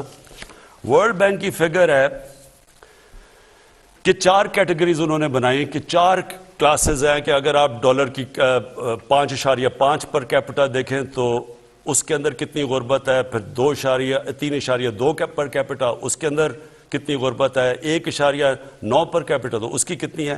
تو انہوں نے 4 کیٹیگری رکھی ہیں. چاروں کیٹیگریز میں ورلڈ بینک کہتا ہے کہ چاروں کیٹیگریز میں غربت کم ہوئی ہے. پہلے میں 0.6% کم ہوئی، دوسرے میں 1.4% کم ہوئی غربت، تیسرے میں 2.9% کم ہوئی، اور آخری میں 0.6% کم ہوئی. اس کا مطلب کہ ہمارے دور میں تو غربت کم ہوئی ہے. تو آپ اگر یہ دیکھیں، ان کا شور دیکھیں، تو لگتا ہے کہ ملک تباہ ہو گیا. اب یہ دوسری چیز میں آپ کے سامنے رکھنا چاہتا ہوں کہ ورلڈ بینک نے ایک اور چیز کہی. ابھی انہوں نے ورلڈ بینک نے پاکستان کی خود ویریفائی کر کے انہوں نے فگرز لگائی ہے کہ پاکستان میں جو دولت میں اضافہ ہوا ہے، یعنی جی ڈی پی میں اضافہ ہوا ہے، سالانہ جی ڈی پی میں، سالانہ دولت میں جو اضافہ ہوا ہے وہ 5.37% ہے. اب 5.37% جب کرونا کا مقابلہ کر رہا ہے ملک، جو ساری دنیا میں، ہندوستان میں تو نیگیٹو میں گئی ہے ان کی گروتھ ریٹ، تو ادھر جب پاکستان کا اضافہ ہوا ہے تو یہ کیسے کہہ رہے ہیں کہ غربت بھی بڑھ گئی، ملک بھی تباہ ہو گیا. ایک اکانومسٹ کی آ گئی ہے کہ جو ٹاپ 3 ملک ہیں جس نے سب سے بہترین طریقے سے، یعنی اہلیت تھی اتنے بڑے کرائسس کا مقابلہ کرنے کے لیے، اور دوسری طرف ورلڈ بینک کہہ رہا ہے کہ یہ 5.37% ہماری اکانومی بڑی ہے. تو میں آپ سوال پوچھتا ہوں کہ یہ کدھر سے تباہی آ گئی؟ میں خود تسلیم کرتا ہوں کہ دنیا کے اندر مہنگائی آئی اور کئی طبقے، تنخواہ دار طبقے کے اوپر مشکل وقت ہے، ساری دنیا میں مشکل وقت ہے. لیکن مجھے یہ بتائیں کہ آپ اگر شام کو ٹی وی دیکھیں اور جو ان کی باتیں سنیں، وہ 2 آ جاتے ہیں، ایک بیچارہ تحریک انصاف کا معصوم بیٹھ جاتا ہے، وہاں باقی اینکر بھی مل جاتا ہے، وہ 2 ان کے ساتھ جو دوسرے ہوتے ہیں، ملک مارا گیا، تباہ ہو گیا، یہ ہو گیا. تو یہ کیسے بتاتے ہیں اگر تباہ ہو گیا تو 5.37% ملک کی اکانومی بڑی کیسے ہے؟ اور میں آپ کو بتاتا ہوں بڑی کیسے ہے. اگر آپ، اور میں یہ بھی چاہتا ہوں، میں اپنے صحافیوں سے چاہتا ہوں کہ دیکھیں اتنی مایوسی کئی دفعہ پھیلا دیتے ہیں کہ وہ لوگ بیچارے سمجھتے ہیں کہ یہ تو ملک آج گیا تو کل گیا. یہ ملک اس وقت دنیا میں مثال دی جا رہی ہے جو سب سے بہتر نکلا ہے کرونا سے. اور یہ آپ ذرا سنیں کدھر کدھر فائدہ ہوا ہے ہم نے پالیسیز بنائی. سب سے پہلے کنسٹرکشن، پاکستان کی کنسٹرکشن انڈسٹری کے اندر جو بوم آئی ہوئی ہے وہ میں آپ کو بتاؤں. انہوں نے کہا نا کہ جی، مجھے کہتے تھے کہ جی انہوں نے کہا ہم گھر بنائیں گے اور یہ کریں گے اور ہم عام لوگوں کے لیے موقع دیں گے گھر بنانے کا. آپ ذرا یہ سنیں، اور یہ ساری جو میں آپ کو اعداد و شمار دے رہا ہوں یہ آپ اپنے موبائل سے چیک کر سکتے ہیں، یہ پوچھ سکتے ہیں. سب سے پہلے جی، جو بینکوں کے اندر یہ پہلی دفعہ پاکستان میں ہو رہا ہے کہ بینک چھوٹے لوگوں کو قرضے دے رہے ہیں گھر خریدنے کے لیے، اور اس کے لیے ہمیں بڑی محنت کرنی پڑی. وہ ایک ہوتا ہے فور کلوجر لا، وہ ہم نے جا کے اس کو عدالت میں لڑنا پڑا اور بڑی دیر سے 30 سالوں سے پھنسا ہوا تھا جو ہم نے کروایا. تو آج صرف پہلے یہ دیکھ لیں کہ 290 ارب کے لوگوں نے قرضے مانگے ہیں بینک سے. یہ کبھی پاکستان کی تاریخ میں نہیں ہوا. اس میں سے 123 جو اپلیکیشنز ہیں وہ بینکوں نے اپروو کر دی ہیں، پرائیویٹ بینکس ہیں. اس میں سے 40 ارب روپیہ دے چکے ہیں لوگوں کو اپنے گھر بنانے کے لیے. یہ وہ لوگ ہیں جو کبھی سوچ نہیں سکتے تھے اپنا گھر بنانے کے لیے کیونکہ وہ کرائے کے گھروں میں رہ رہے تھے. اب جتنا وہ کرایہ دیتے ہیں اتنی وہ آپ قسطیں دے رہے ہیں اپنا گھر بنانے کی، جو ساری دنیا کے اندر جو آپ قرضہ دے کے اپنے گھر لیتے ہیں، جس کو مورگیج فائنانسنگ کہتے ہیں انگریزی میں. وہ پاکستان میں پہلی دفعہ شروع ہو گئی ہے. اب عام تنخواہ دار طبقہ اپنا گھر بنا سکے گا. پہلی چیز، ہماری جو گورنمنٹ کی منسٹری ہے 45,000 گھر یونٹس بن رہے ہیں اس وقت. 45,000 گورنمنٹ کے جو یونٹس اس وقت ہم بنا رہے ہیں، اور یہ ہماری اسکیم تھی. پرائیویٹ سیکٹر کے اندر اب یہ سننے والی بات ہے، کیونکہ ہم نے کنسٹرکشن میں بڑی لوگوں کو چھوٹ دی، ہم نے ان کو انسینٹیوائز کیا، ان کے لیے ان کے رکاوٹیں دور کی. 324 प्रोजेक्ट्स हैं कंस्ट्रक्शन इंडस्ट्री में, और इसमें 30 लाख घर बन रहे हैं। 324 प्रोजेक्ट्स हैं, 30 लाख इस वक्त घर कंस्ट्रक्ट हो रहे हैं। इससे आप ये समझ जाएं कि जो आप सोचें कि जब एक घर बनता है तो उसके घर के ऊपर 30 इंडस्ट्री उसके साथ होती है, यानी किसी ने दरवाज़ा होना, किसी ने लॉक्स बनाने होते हैं, टाइल्स वगैरह वगैरह, 30 इंडस्ट्रीज। तो आप सोचें कि इससे इस मुल्क में ग्रोथ रेट तो इसलिए बढ़ी है, इकोनॉमिक एक्टिविटी बढ़ती है तो ग्रोथ रेट बढ़ती है। उसके बाद अब किसानों पे आ जाए, मैं सिर्फ किसानों, 4 हमारी कपास, गन्ना, चावल और वीट, गंदम, इनके अंदर पाकिस्तान की तारीख में, कॉटन में नहीं, बाकी तीनों में, और फिर उसमें मकई भी डाल दें, मकई, तो ये रिकॉर्ड प्रोडक्शन हुई है पाकिस्तान की तारीख में, और उनको रिकॉर्ड पैसा मिला है उसका। उसकी वजह से इनके जो पैसा गया है देहातों के अंदर, मैं ज़रा ये आपको दिखा दूं कि हर 73% उनकी इनकम बढ़ी है। इसका मतलब क्या, हमने आम फैमिली का किया है कि हर फैमिली को 1,65,000 इजाफा हुआ है उनकी आमदनी के अंदर। ये देहात के अंदर मैं बात कर रहा हूं। उसके बाद आगे चले जी, इंडस्ट्री, लार्ज सेल इंडस्ट्री, बड़े मजदूरों को नौकरियां मिलती हैं। 10% इजाफा हुआ है आज हमारी लार्ज स्केल मैन्युफैक्चरिंग पे। मैं बात कर रहा हूं कि क्यों ये 5.37% ग्रोथ रेट में इजाफा हुआ है। हमारी लार्ज स्केल मैन्युफैक्चरिंग में 10% ग्रोथ हुई है, देर के बाद हुई है। गाड़ियों की प्रोडक्शन रिकॉर्ड के ऊपर, ट्रैक्टर्स 15% बढ़े हैं, मोटरसाइकिल रिकॉर्ड सेल्स हुई हैं। पैसा आया तो ये हो रहा है ना। अगर इतने बुरे हालात होते, गुर्बत बड़ी होती, तो ये किधर से सेल्स हो रही हैं। पाकिस्तान की टैक्स कलेक्शन, तारीख में कभी इतना टैक्स इकट्ठा नहीं हुआ। 6,000 अरब इंशाल्लाह हम टैक्स इकट्ठा करेंगे, और मैं आपको इंशाल्लाह, मैंने वादा किया था कि हम 8,000 अरब रुपया पाकिस्तान से मैं टैक्स इकट्ठा करूंगा इंशाल्लाह। इससे भी आगे जाएगा। जो अब हम जो ऑटोमेशन लेके आ रहे हैं, टेक्नोलॉजी लेके आ रहे हैं, टैक्स बेस बढ़ा रहे हैं। अच्छा, फिर कॉर्पोरेट सेक्टर आ जाए, जो बड़ी बड़ी बिजनेसेस हैं, इनकी प्रॉफिटेबिलिटी, जो मैंने कहा कि इनको मैं आप कहूँगा कि आप मजदूरों की तनख्वाह बढ़ाएं। इन्होंने 930 अरब रुपए का फ़ायदा हुआ है। इन्होंने ये 2021 के साल में इनकी प्रॉफिट बढ़े हैं, इनकी प्रॉफिट्स में इजाफा हुआ है। प्राइवेट क्रेडिट ऑफ टेक, यानी जो उन्होंने प्राइवेट कंसर्न्स हैं, जिन्होंने इन्वेस्ट करना है, जिन्होंने सरमायाकारी करनी है, उन्होंने रिकॉर्ड उनके क्रेडिट में यानी उन बैंकों से उन्होंने पैसा लिया इन्वेस्ट करने के लिए, जो 10 साल में सबसे ज़्यादा लिया है, और वो 1 ट्रिलियन 1100 अरब रुपए का उन्होंने लिया है। हमारा आईटी सेक्टर, जो फ्यूचर है वो आईटी की है, और पहली दफ़ा हमने इंसेंटिव्स दिए आईटी सेक्टर को। उनकी 2 अरब से 3.5 अरब डॉलर की एक्सपोर्ट्स बढ़ी हैं। हालांकि ये कुछ नहीं है, 47% इंक्रीज हुई है, लेकिन जो हम अब इनकी मदद कर रहे हैं, इंसेंटिव्स दे रहे हैं, फ्यूचर ये इंशाल्लाह ये सबसे तेज़ी से बढ़ेगा। एक्सपोर्ट्स, हमारी रिकॉर्ड एक्सपोर्ट्स हुई हैं। हमारी इस वक्त 31 अरब डॉलर की एक्सपोर्ट्स हैं, जो रिकॉर्ड है। मैं समझता हूँ ये बहुत कम है, लेकिन हम पूरा जोर लगा रहे हैं, क्योंकि मुल्क तो तब तरक्की करेगा जब एक्सपोर्ट्स बढ़ेंगी, उसके ऊपर पूरा जोर लगाया हुआ है। और रेमिटेंसेस, जो बैरून मुल्क पाकिस्तानी, उन्होंने सबसे ज़्यादा पैसा बैंकों के थ्रू इस बार ही भेजा, 30 अरब से ज़्यादा, 30 अरब डॉलर से ज़्यादा।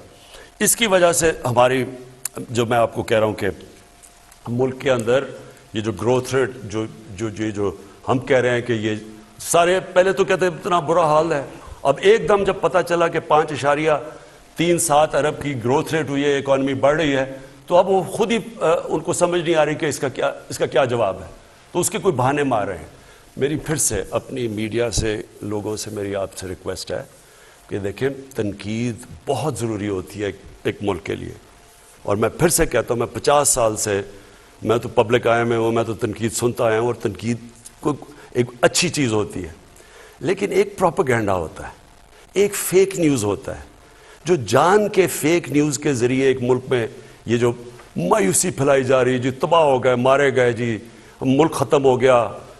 ये वो लोग हैं जो माफियाज हैं, میں پھر سے اپنی قوم کو بتانا چاہتا ہوں ہمارا مقابلہ مافیا سے ہے. یہ عام لوگ نہیں ہیں, یہ پولیٹیشنز نہیں ہیں, یہ مافیاز ہیں جن کا صرف ایک مقصد ہے کہ کسی طرح یہ گورنمنٹ اس لیے گرے کہ کیونکہ ان کی وہ جو کھانا پینا جو روزی لگی ہوئی تھی, جو حلوے کھا رہے تھے, جو باہر ان کی اپارٹمنٹس تھی, یہ اس کے اوپر ٹانگ نہ آ جائے, کہیں ان کا احتساب نہ ہو جائے. اور یہ بیٹھ کے, اور اس کے اندر میڈیا میں لوگ بیٹھے ہوئے ہیں, افسوس سے کہنا پڑتا ہے کہ وہ ان کے ساتھ مل کے مسلسل مایوسی پھیلا رہے ہیں. تو ان سے میں آج یہ پوچھتا ہوں کہ اس کا کیا جواب ہے کہ آپ نے تو جو جس طرح کی مایوسی پھیلائی ہے, بتائیں کہ یہ گروتھ ریٹ 5.37% کی کیسے ہوئی ہے؟ اور یہ ہم نہیں کہہ رہے, یہ ورلڈ بینک کہہ رہا ہے. یہ جو ساری میں نے سیکٹرز کے اندر گروتھ ہو رہی ہے, یہ بڑھ رہے ہیں, یہ کیسے ہو رہا ہے؟ اگر یہ اتنے برے حالات تھے تو یہاں تو آج بینکرپٹ ہونا چاہیے تھا لوگوں کو. اس وقت تو لوگوں بے روزگاری بڑھنی چاہیے تھی. روزگار بھی بڑھ رہا ہے, غربت بھی کم ہو رہی ہے, ملک کی دولت میں بھی اضافہ ہو رہا ہے, ٹیکس کلیکشن بھی بڑھ رہی ہے, ایکسپورٹس بھی بڑھ رہی ہیں. تو یہ مایوسی کس چیز کی ہے؟ اور پھر بلومبرگ ایک میگزین ہے جو کہ پھر سے میں کہتا ہوں ساری دنیا میں اکانومیز کو, ہر ملک کی اکانومی کے اوپر تبصرہ کرتی ہے. وہ کہہ رہی ہے کہ پاکستان کی جو اب اکانومی ہے وہ سسٹینیبل راستے پہ چلی گئی, اور آگے انہوں نے پریڈکٹ کیا ہے کہ ملک صحیح طرف آگے جا رہا ہے. ہم تو نہیں کہہ رہے. تو میں اس لیے اپنے لوگوں سے ریکویسٹ کروں گا کہ بیلنس کریں. تنقید تو اچھی ہوتی ہے لیکن ساتھ ساتھ یہ بھی تو بتائیں, اس کا بھی تو بتائیں کہ یہ جو ملک میں فائدے ہو رہے ہیں.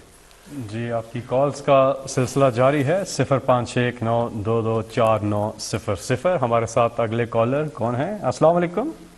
وعلیکم السلام. منیر منصور علی بات کر رہا ہوں کراچی سے. جی منصور صاحب, آپ بات کیجئے وزیر اعظم عمران خان صاحب سے. جی بہت بہت شکریہ وزیر اعظم عمران خان سر کا. اور میں بس یہ بات شیئر کرنا چاہتا ہوں کہ ان کی جو میرا گھر میرا پاکستان اسکیم ہے اس کے تھرو میں نے اپنا گھر لیا ہے. تو اس بات پہ میں ان کا بہت شکریہ ادا کرتا ہوں کہ ان کی جو پروسیس تھا جس کے تھرو بہت ایزی وے میں مجھے میزان بینک کے تھرو مجھے اپنا گھر ملا. آج اللہ کا لاکھ لاکھ شکر ہے کہ میں اپنے گھر میں رہ رہا ہوں. تو اس بات بس یہ بات مجھے شیئر کرنی تھی کہ ان کی پازیٹیو تھاٹ اور اچھی چیزوں کی وجہ سے. شکریہ جی, بہت بہت شکریہ. اگلے کالر سے سوال اگر ہے تو ضرور کیجئے. 0519224900. جی کالر ہمارے ساتھ. السلام علیکم. وعلیکم السلام. جی میں ظفر سعید الوی لاہور سے بات کر رہا ہوں. جی ظفر بھائی سوال کیجئے گا وزیر اعظم صاحب سے. ایک سوال ہے انصاف کے حوالے سے.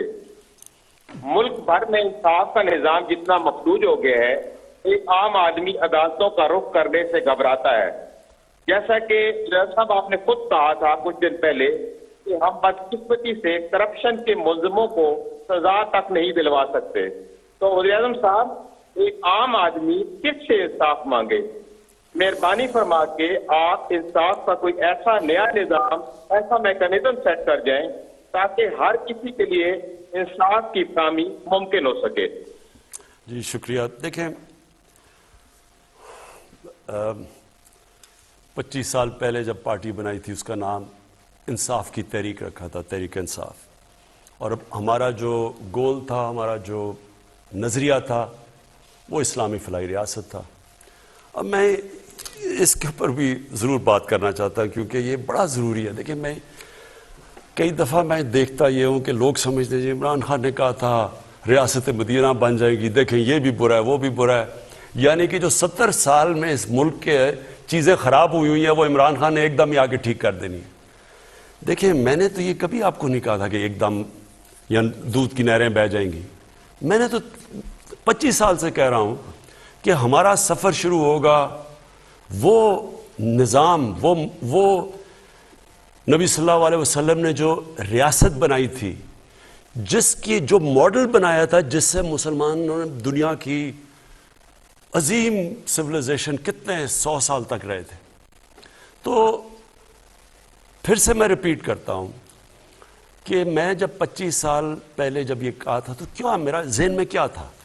دیکھیں اللہ نے ہمیں حکم دیا ہے قرآن میں کہ نبی صلی اللہ علیہ وسلم کی راستے پہ چلو.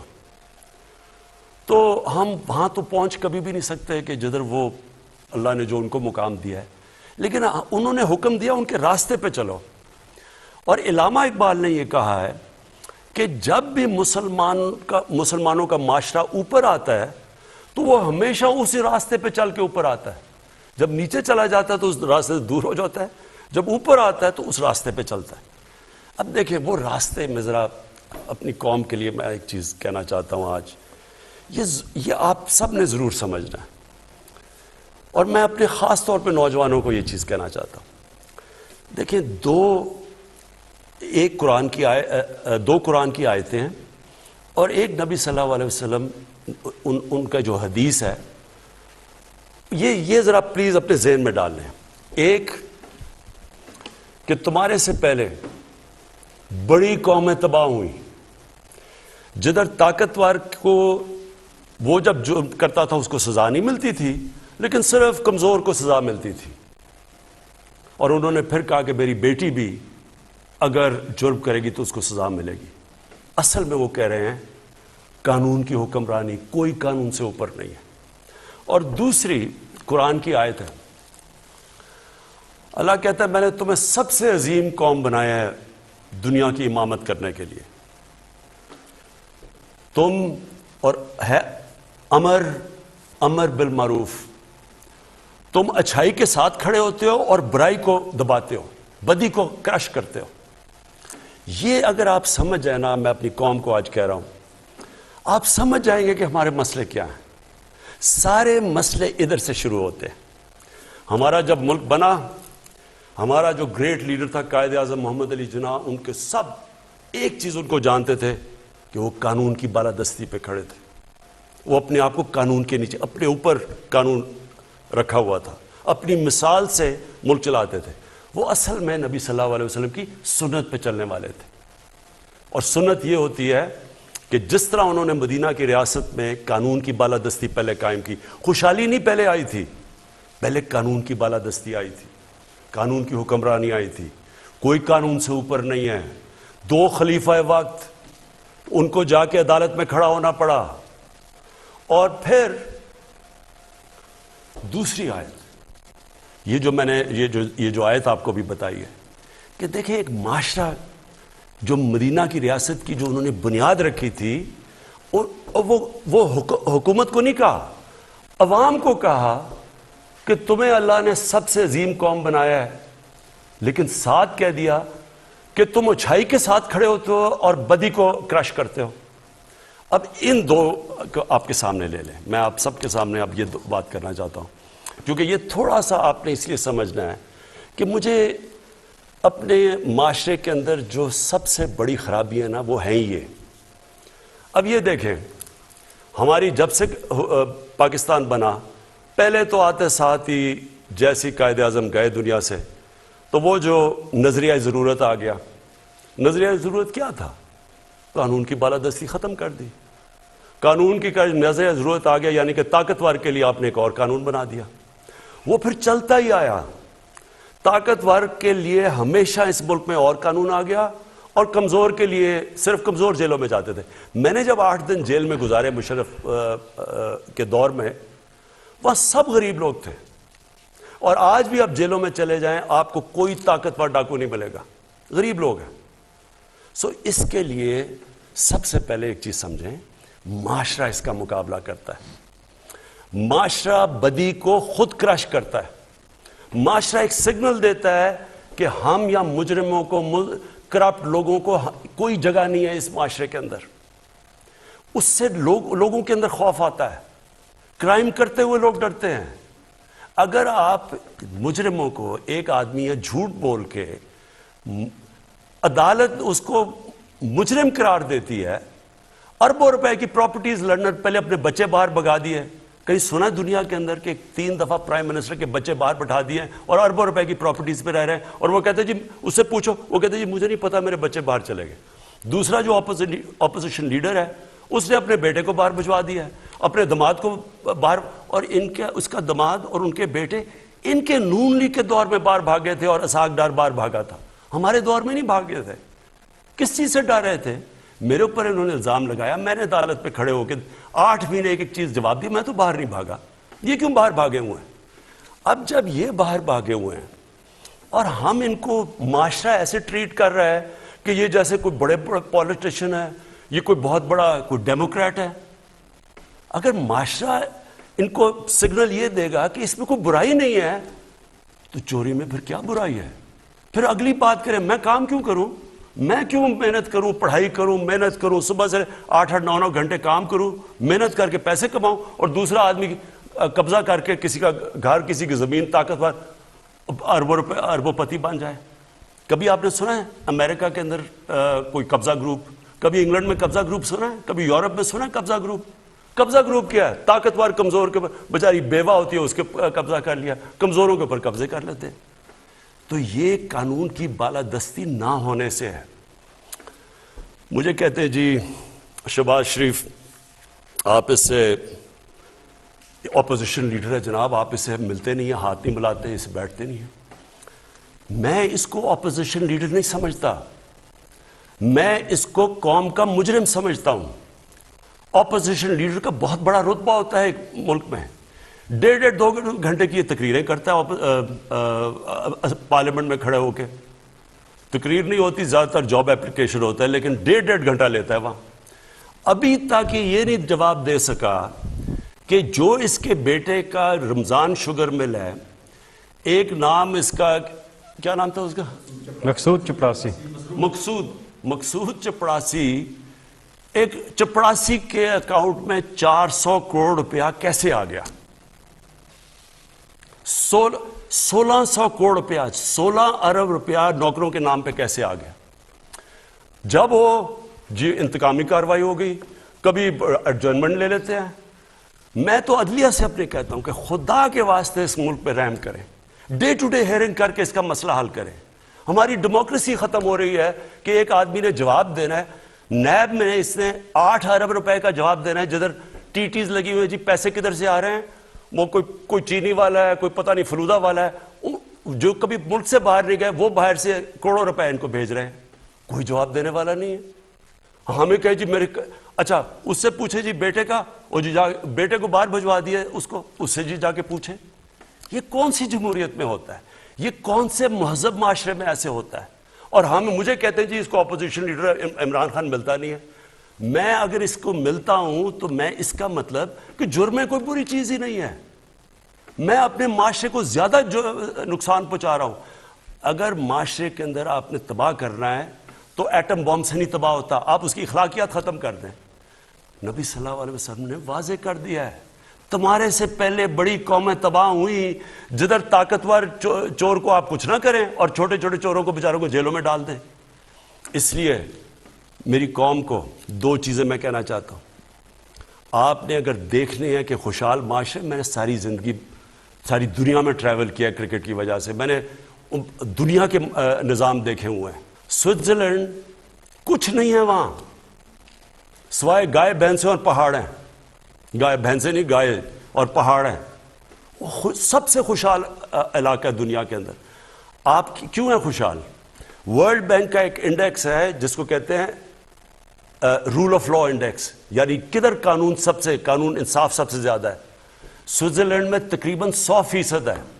مسلمان ملکوں کسی کا 7% ہے, کسی کا 8% ہے, کسی کا 15% ہے.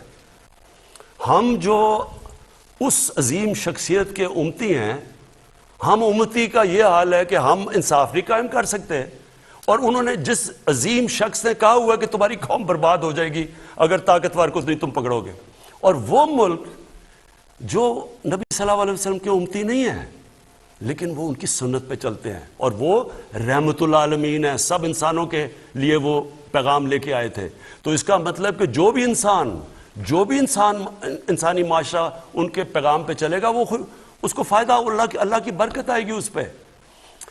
جو بھی آج آپ دنیا میں اٹھا کے دیکھ لیں جو امیر ملک ہیں, ان ساروں کے اندر آپ یہ دیکھیں گے کہ وہاں قانون کی بالادستی ہے. وہاں بڑے بڑے ڈاکوؤں کو اس طرح پھول نہیں پھینکا کرتے ان کے اوپر. صحافی کہہ رہے ہیں جی وہ مجرم باہر لندن میں, اس سے جی تقریر کرنے کا موقع دے. صحافی کہہ رہے ہیں, سینئر صحافی, تو پھر جیل بھی کھول دیں.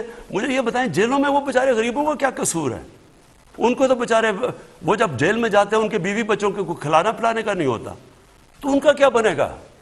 تو اس لیے اگر آپ نے یہ کرنا ہے کہ اس پریولیج کلاس بنا دینی ہے، وہ قانون کے اوپر ہے، اور عمران خان جی بہت برا ہے، دیکھیں جی وہ ملک کو ساتھ نہیں لے کے چل رہا. میں سب کو ساتھ لے کے چلنے کے لیے تیار ہوں، جو بھی ہو. یعنی جس کا نظریہ میرے سے نہیں ملتا مجھے کوئی فرق نہیں پڑتا، میں سب سے بات کرنے کے لیے تیار ہوں. اور ڈیموکریسی کا مطلب ہی ہے، پی ٹی ایم ہے، ٹی ایل پی ہے، جو بھی ہے دنیا میں، بلوچ ہے، جو خوش نہیں ہے، سب سے بات کرنے کے لیے تیار ہوں. لیکن مجرموں سے میں اگر جس دن میں ان کو این آر او دوں گا، ان سے مفاہمت کروں گا، میں اس ملک سے اور اللہ سے غداری کروں گا. آج اگر آپ نے دیکھنا ہے یہ جو کامیاب معاشرے ہیں، سنگاپور جو ہمارے سامنے اوپر کہاں سے کہاں پہنچ گیا، جیسے ان کا وزیر پکڑا گیا کرپشن پہ، اس نے خودکشی کر لی، کیونکہ اسے پتا تھا معاشرے پہ اب میرا کوئی جگہ نہیں ہے. امریکہ کے اندر ایک برنی میڈوف تھا، اس نے بہت بڑا معاشرے کے اندر اس کا نام تھا.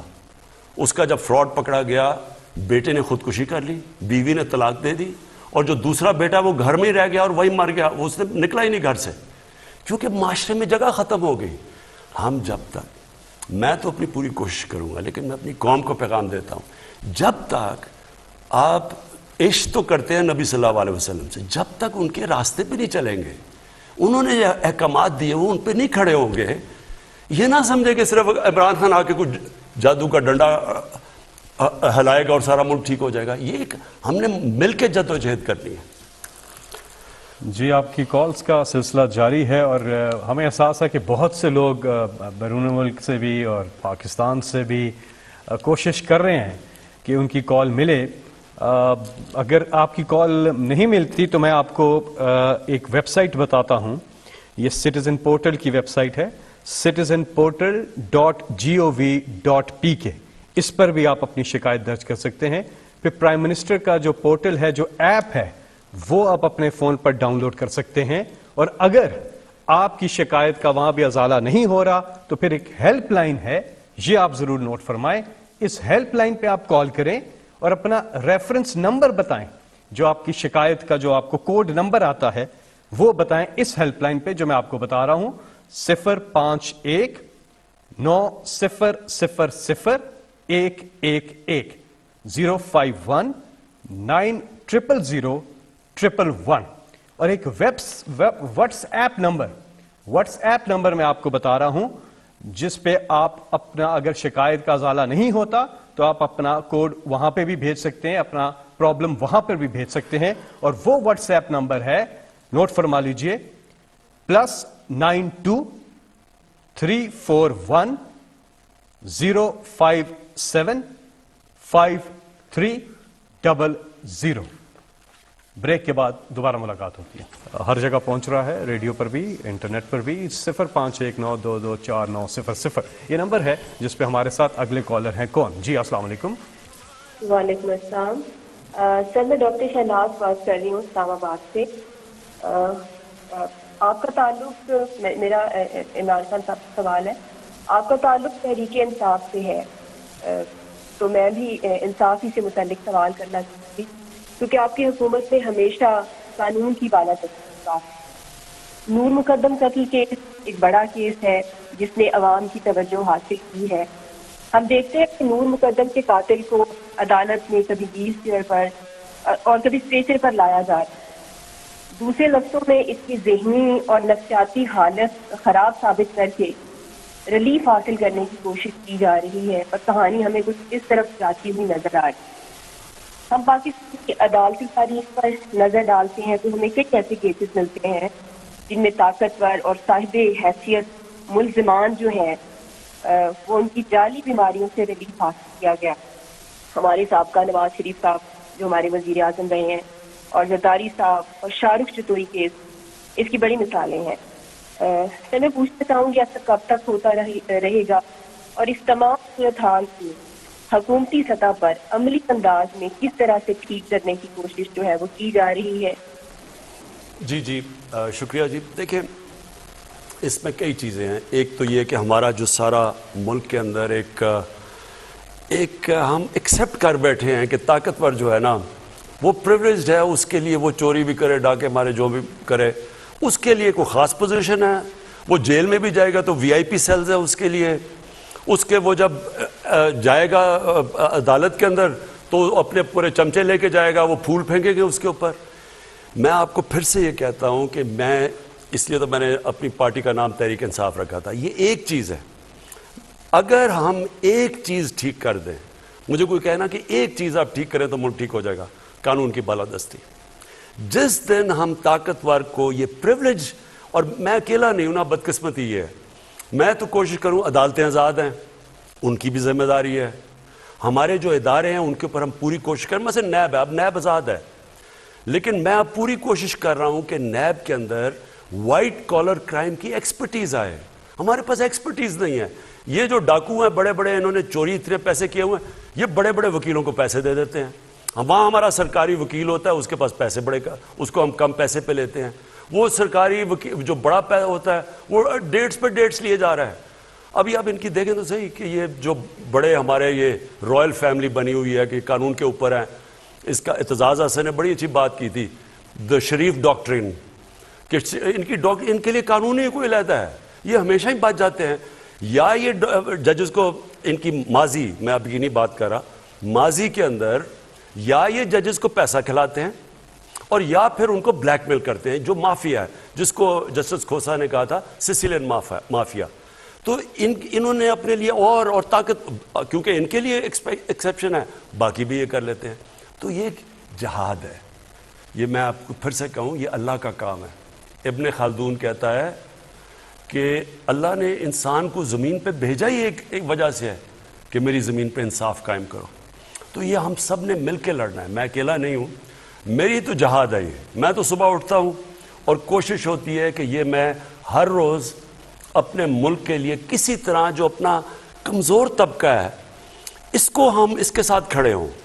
اور میں یہ جو آپ نے کیسز بھی بتایا ہیں ان کے اندر میں پرسنل انٹرسٹ لیتا ہوں, میں خود آئی جی سے بات کرتا ہوں, لیکن اصل میں عدلیہ کے اندر بھی چینجز ہے. اور اس میں آپ کو کہوں اسی ہفتے انشاءاللہ ہم کرمنل جسٹس سسٹم میں پہلی دفعہ پاکستان کے 74 سالوں میں اس کے اندر ہم اصلاحات لے کے آ رہے ہیں. اور دوسرا بھی ہم کام کرنے لگے ہیں. میں آپ کو ذرا ایک مثال دیتا ہوں کہ یہاں کیسے طاقتور, صرف یہ پولیٹیشنز ہی نہیں, یہاں کارٹلز بنے ہوئے ہیں, مافیاز بنے ہوئے ہیں, جو کہ سارے مل کے اکٹھے ہو جاتے ہیں. کارٹلز مطلب مونوپلی بنا کے, تو وہ چیزوں کی قیمتیں اوپر کرتے ہیں اور عوام کے اوپر مہنگائی قائم کر دیتے ہیں اور بڑا پیسہ بناتے ہیں. اب اس کے اوپر میں نے سارے جو ریگولیٹرز, یہ میں آپ کو ذرا سمجھا رہا ہوں کہ سسٹم, ریگولیٹر کیا ہوتا ہے. ریگولیٹر وہ ہوتا ہے جس کا کام عوام کے انٹرسٹ کو پروٹیکٹ کرنا ہوتا ہے. ان بڑے بڑی کارٹل سے, یہ جو بڑے بڑی مونوپلیز ہیں, یہ جو اکٹھے ہو کے ذخیرہ اندوزی کر کے اور قیمتیں اوپر کر دیتے ہیں. تو میں نے ریگولیٹرز کو بلایا, میں نے ان سے پوچھا, میں نے کہا مجھے بتاؤ کہ کیا وجہ ہے کہ تم نہیں کر سکتے کنٹرول. اب ذرا میں آپ کو یہ بتاتا ہوں کہ ریگولیٹرز نے مجھے بتایا کیا ہے. انہوں نے یہ بتایا, 8 ریگولیٹرز کو میں نے بلایا اپنے پاس, اور انہوں نے مجھے یہ بتایا کہ اس ملک کے اندر جب سے وہ کوشش کر رہے ہیں وہاں یہ جو بڑے بڑے کارٹلز ہیں یہ جا کے عدالت سے سٹے آرڈر لے لیتے ہیں. 808 ریگولیٹرز نے بتایا کہ 800 سٹے آرڈرز ہیں. اور سٹے آرڈرز کس چیز پہ ہیں؟ جو کہ پیسہ اناؤنس کر دیا ہے کہ ان مثلا چینی کا مافیا ہے یا جو بھی بڑے بڑے مافیا ہیں اس کے, یا مثال دے رہا ہوں کہ آٹے کا یا اس کا سیمنٹ کا, انہوں نے کہا ان مافیاز نے جا کے سٹے آرڈر لے لیے, اور سٹے آرڈر میں کتنے پیسے پھنسے ہوئے ہیں؟ 250 ارب روپیہ بیٹھے ہوئے وہ سٹے آرڈر لے کے. وہ جو ریگولیٹر ہے وہ کوئی کام ہی نہیں کر سکتا, اور وہ آرام سے وہ پیسے بناتے جا رہے ہیں. اور 250 ارب روپیہ, سوچیں میرے پاس اگر 250 ارب روپیہ آ جائے تو میں تو سیدھا احسان راشن پہ ڈال دوں اور لوگوں کی زندگی آسان کروں. دوسری چیز, ایک اور چیز ذرا سنیں, ایف بی آر کے ساتھ, ایف بی آر کے پاس اس وقت آپ حیران ہوں گے 2500 ارب روپے کی عدالت میں کیسز پھنسے ہوئے ہیں. 2500 ارب روپیہ ایف بی آر پہ. اب ہو سکتا ہے اس کے اندر ایف بی آر کے اندر بھی لوگ بیٹھے ہوں جنہوں نے خود ہی مدد کر رہے ہیں, ان کو پیسہ چلا اور اس کی وجہ سے وہ کیسز کنٹیسٹ نہیں کر رہے. اب یہ پھنسے کدھر ہوئے ہیں؟ کمشنر اپیلز پہ پھنسے ہوئے ہیں، اپلائڈ ٹرائبیونلز میں پھنسے ہوئے ہیں، ہائر کورٹس میں کوئی 30% ہائر کورٹس میں پھنسے ہوئے ہیں، 19,000 کسٹمز کے کیسز ہیں جس میں 270 ارب روپیہ پھنسا ہوا ہے. اب دیکھیں یہ سارا ہے. اگر آپ ہمارا انصاف کا نظام فنکشن کر رہا ہو، اب سوچیں میرے پاس یہ پیسہ آ جائے، 2,500 ارب تو صرف ٹیکس کے ایف بی آر کے پاس پھنسا ہوا ہے، صرف 8 ریگولیٹرز کا 250 ارب روپیہ پھنسا ہوا ہے، اور یہ صرف کیونکہ طاقتور کے پاس وکیل تکڑے ہیں وہ چلنے نہیں دیتے. کمزور نہیں کرتا کچھ. دیکھیں کمزور کی چوری سے کبھی ملک نہیں تباہ ہوتا، طاقتور کی چوری سے تباہ ہوتا ہے، اور یہ آپ کے سامنے ہے. تو ہم اب کوشش کر رہے ہیں، اس میں بھی ہم عدالتوں کے پاس جا رہے ہیں کہ اس کو کریں، یہ اجازت نہ دیں کہ ریگولیٹر کا سٹے آرڈر کیسے آ جاتا ہے؟ ریگولیٹر تو وہ چیک کرنے جاتے ہیں کہیں، ادھر سٹے آرڈر آ جاتا ہے. تو اس کے اوپر ہم عدالتوں سے آ رہے ہیں، کرمنل جسٹس سسٹم کو بھی ٹھیک کر رہے ہیں، اور انشاءاللہ میں آپ کو خوشخبری دوں گا یہ چند مہینوں کے اندر. جی اگلے کالر ہمارے ساتھ. السلام علیکم. وعلیکم السلام جی، میرا نام عمران ہے اور میرا تعلق ڈینمارک سے ہے. جی میں اپنے وزیر اعظم عمران خان صاحب سے بات کرنا چاہتا ہوں. السلام علیکم سر. جی وعلیکم السلام. سر سب سے پہلے تو آپ کو خراج تحسین پیش کرتا ہوں کہ آپ ہمیشہ اوورسیز کے بارے میں پہلی دفعہ ہمیں شناخت ملی ہے. تو سر اس کا جو سب سے بڑا مسئلہ ڈینمارک میں ہے وہ پی آئی اے جب کہ دوبارہ اپنا فلائٹ آپریشن شروع کر رہی ہے، اس میں ڈینمارک کو نظر انداز کر دیا گیا، اور اس کی وجہ یہ بتا دی گئی ہے کہ یہاں پہ سیل بہت کم ہو گئی ہے. سر یہ نہیں بتایا کہ سیل کیوں کم ہوئی ہے. ان کے جو پیپلز پارٹی کے دور میں یہاں پہ جی ایس پہ بٹھائے گئے تھے، تعینات کیے گئے تھے، انہوں نے یہاں پہ کرپشن کی ہے. انہوں نے اسلام آباد میں اپنے بڑے پلازے سر بنا لیے ہیں، لیکن اپنی قومی ایئر لائن کا، اپنے ملک کا انہوں نے بالکل نہیں سوچا. انہی کی وجہ سے یہاں پہ ابھی پی آئی اے بند ہو رہی ہے. تو ایک وقت تھا 100 ملین کی سیل تھی ڈینمارک، لیکن جب سے یہ ٹھیکہ دیا گیا ہے پی آئی اے کا، اس وقت سے سیل بالکل کم ہو گئی ہے. سر آپ یہاں پہ پی آئی اے کے اپنے بندے لگوائیں، ایک مہینے سے آپ فرق دیکھ لیجیے گا کہ یہ کس طرح ترقی کرتی ہے. میں اس کے اوپر انویسٹیگیشن کروں گا، اور جو ایم ڈی پی آئی ہیں ان سے میں فوری طور پہ پوچھوں گا ڈینمارک کا یہ سچویشن کیا ہے، اس کے اوپر میں انویسٹیگیٹ کروں گا. جی اگلے کالر. السلام علیکم. اچھا میں یہ ایک منٹ میں صرف آپ سب کو یہ کہنا چاہتا ہوں کہ کیونکہ اتنی زیادہ کالز آ رہی ہیں، میرا پھر سے میں ریپیٹ کرتا ہوں، سٹیزن پورٹل ہے جس کے اوپر آپ کوئی بھی چیز، کوئی آپ کو مسئلے مسائل ہوں. کئی دفعہ زیادہ تر میں نے دیکھا ہے لوگوں کے پاس یہ قبضے کیے ہوتے ہیں ان کی زمینوں پہ، یہ طاقتور کے. پلیز اس پورٹل کے اوپر مجھے انفارمیشن دیں، اور اس کے بعد آپ کو اگر کسی بھی اگر رسپانس نہیں ملا، پھر سے سیکنڈ ٹائم دیں، اور میں خود وہ دیکھوں گا پورٹل، اور میں خود اس کے اوپر ایکشن لوں گا. جی اگلے کالر ہمارے ساتھ. السلام علیکم. جی وعلیکم السلام. جی کون صاحب کہاں سے بات کر رہے ہیں؟ جی میں سردار پورب شہزاد، جنرل سیکرٹری تحصیل لورا سے بول رہا ہوں. جی بات کیجیے وزیر اعظم سے. سر جی میں یہ کہنا چاہ رہا تھا کہ بلدیاتی انتخاب میں ہم بری طریقے سے آ رہے ہیں. ہلو. جی سن رہا ہوں. میں یہ کہہ رہا تھا کہ بلدیاتی انتخاب ہم برے طریقے سے آ رہے ہیں، اس وجہ سے کہ ٹکٹ کی جو تقسیم ہے وہ ٹھیک طریقے سے نہیں ہو سکی. ٹکٹ اپنے رشتہ داروں اور پیسے والوں لوگوں کو دیا گیا ہے، پارٹی ورکروں کو نظر انداز کیا گیا. اس کا اثر جنرل الیکشن میں بھی پڑے گا. ہلو. جی اس کا اثر جنرل الیکشن میں بھی پڑے گا. آگے کی آپ کی اس کی کیا پالیسی ہے؟ اس کی بڑی سیدھی پالیسی ہے کہ میں نے اب اپنے ہاتھ میں لے لیا ہے. اب یہ جو بڑے ٹکٹس ہوں گے تحصیل ناظم کے یا ڈسٹرکٹ ناظم کے، یہ میں جب تک ان کو خود نہیں دیکھوں گا تو میں بالکل نہیں دوں گا. کسی نے اپنے رشتہ دار کو اگر کہا کہ میرے رشتہ دار کو ٹکٹ ملے، تو وہ ایک اسپیشل کمیٹی بنے گی میرے نیچے، جو پہلے دیکھے گی کہ کیا رشتہ دار میں اہلیت ہے یا نہیں ہے، یعنی میرٹ کے اوپر ہم دیکھیں گے. اور اب اس طرح جو آپ بالکل آپ کی بات ٹھیک ہے، ٹکٹس غلط دیے گئے، اور وہ بدقسمتی سے کیونکہ بڑا جلدی الیکشن کروایا گیا، مجھے ٹائم نہیں ملا، اور ہمیں رزلٹ اچھا نہیں آیا. حالانکہ ہمارا ووٹ بینک انٹیکٹ ہے. آپ اگر دیکھیں ووٹ کتنی پڑی ہے، لیکن کیونکہ ٹکٹس نہیں دیا اور ہمارے اپنے لوگ کھڑے ہو گئے ان کے خلاف، تو تحریک انصاف سے لڑ پڑی، جس کی وجہ سے بھی نقصان ہوا. یہ آگے نہیں ہوگا.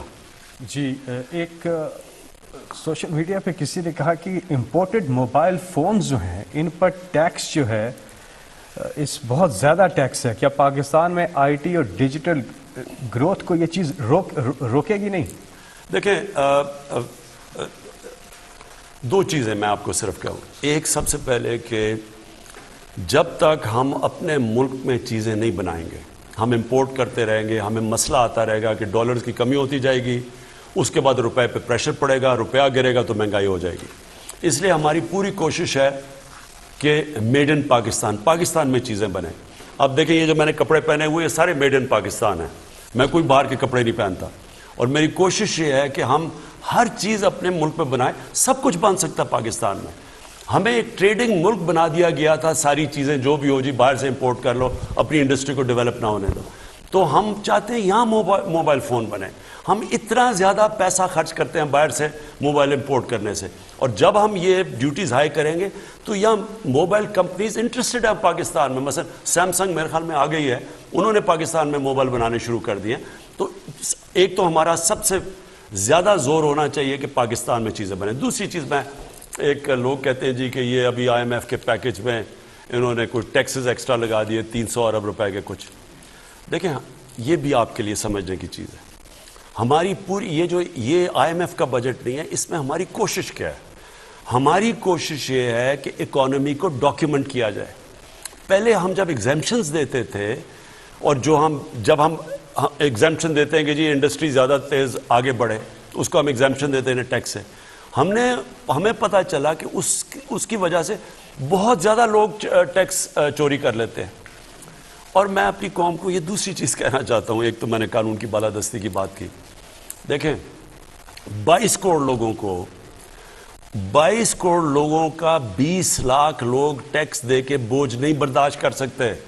ہم دنیا میں تقریباً سب سے کم ٹیکس دیتے ہیں، اور اگر 20 لاکھ لوگ ہی صرف ٹیکس دیں گے 22 کروڑ لوگوں میں تو ملک کیسے آگے بڑھے گا؟ آپ کہنا میرے سے چاہتے ہیں جی ہر روز کی جی ہمارے اسکول نہیں، کئی تو ایک تو 70 سال کے پرابلم ہی کہتے ہیں کہ عمران خان ایک دن میں حل کر دے. جی یونیورسٹی نہیں چل رہی، اسکول نہیں چل رہا، یہ نہیں ہو رہا، وہ نہیں ہو رہا، ریلوے کا حال دیکھیں، وہ فلانی کا دیکھیں. جب ہم ٹیکس ہی نہیں دیں گے تو میرے پاس پیسہ کدھر سے آئے گا ملک کو ٹھیک کرنے کے لیے؟ اور اگر آپ دنیا میں سب سے کم ٹیکس دیں گے تو یہ سمجھتے ہیں کہ ہم ترقی کر جائیں گے. تو کوشش یہ ہو رہی ہے کہ اکانومی کو ڈاکیومنٹ کیا جائے. اور میں ایف بی آر کی بھی ہم پوری ریفارمز میں لگے ہوئے ہیں کہ ایف بی آر کے اندر بھی آٹومیشن آئے.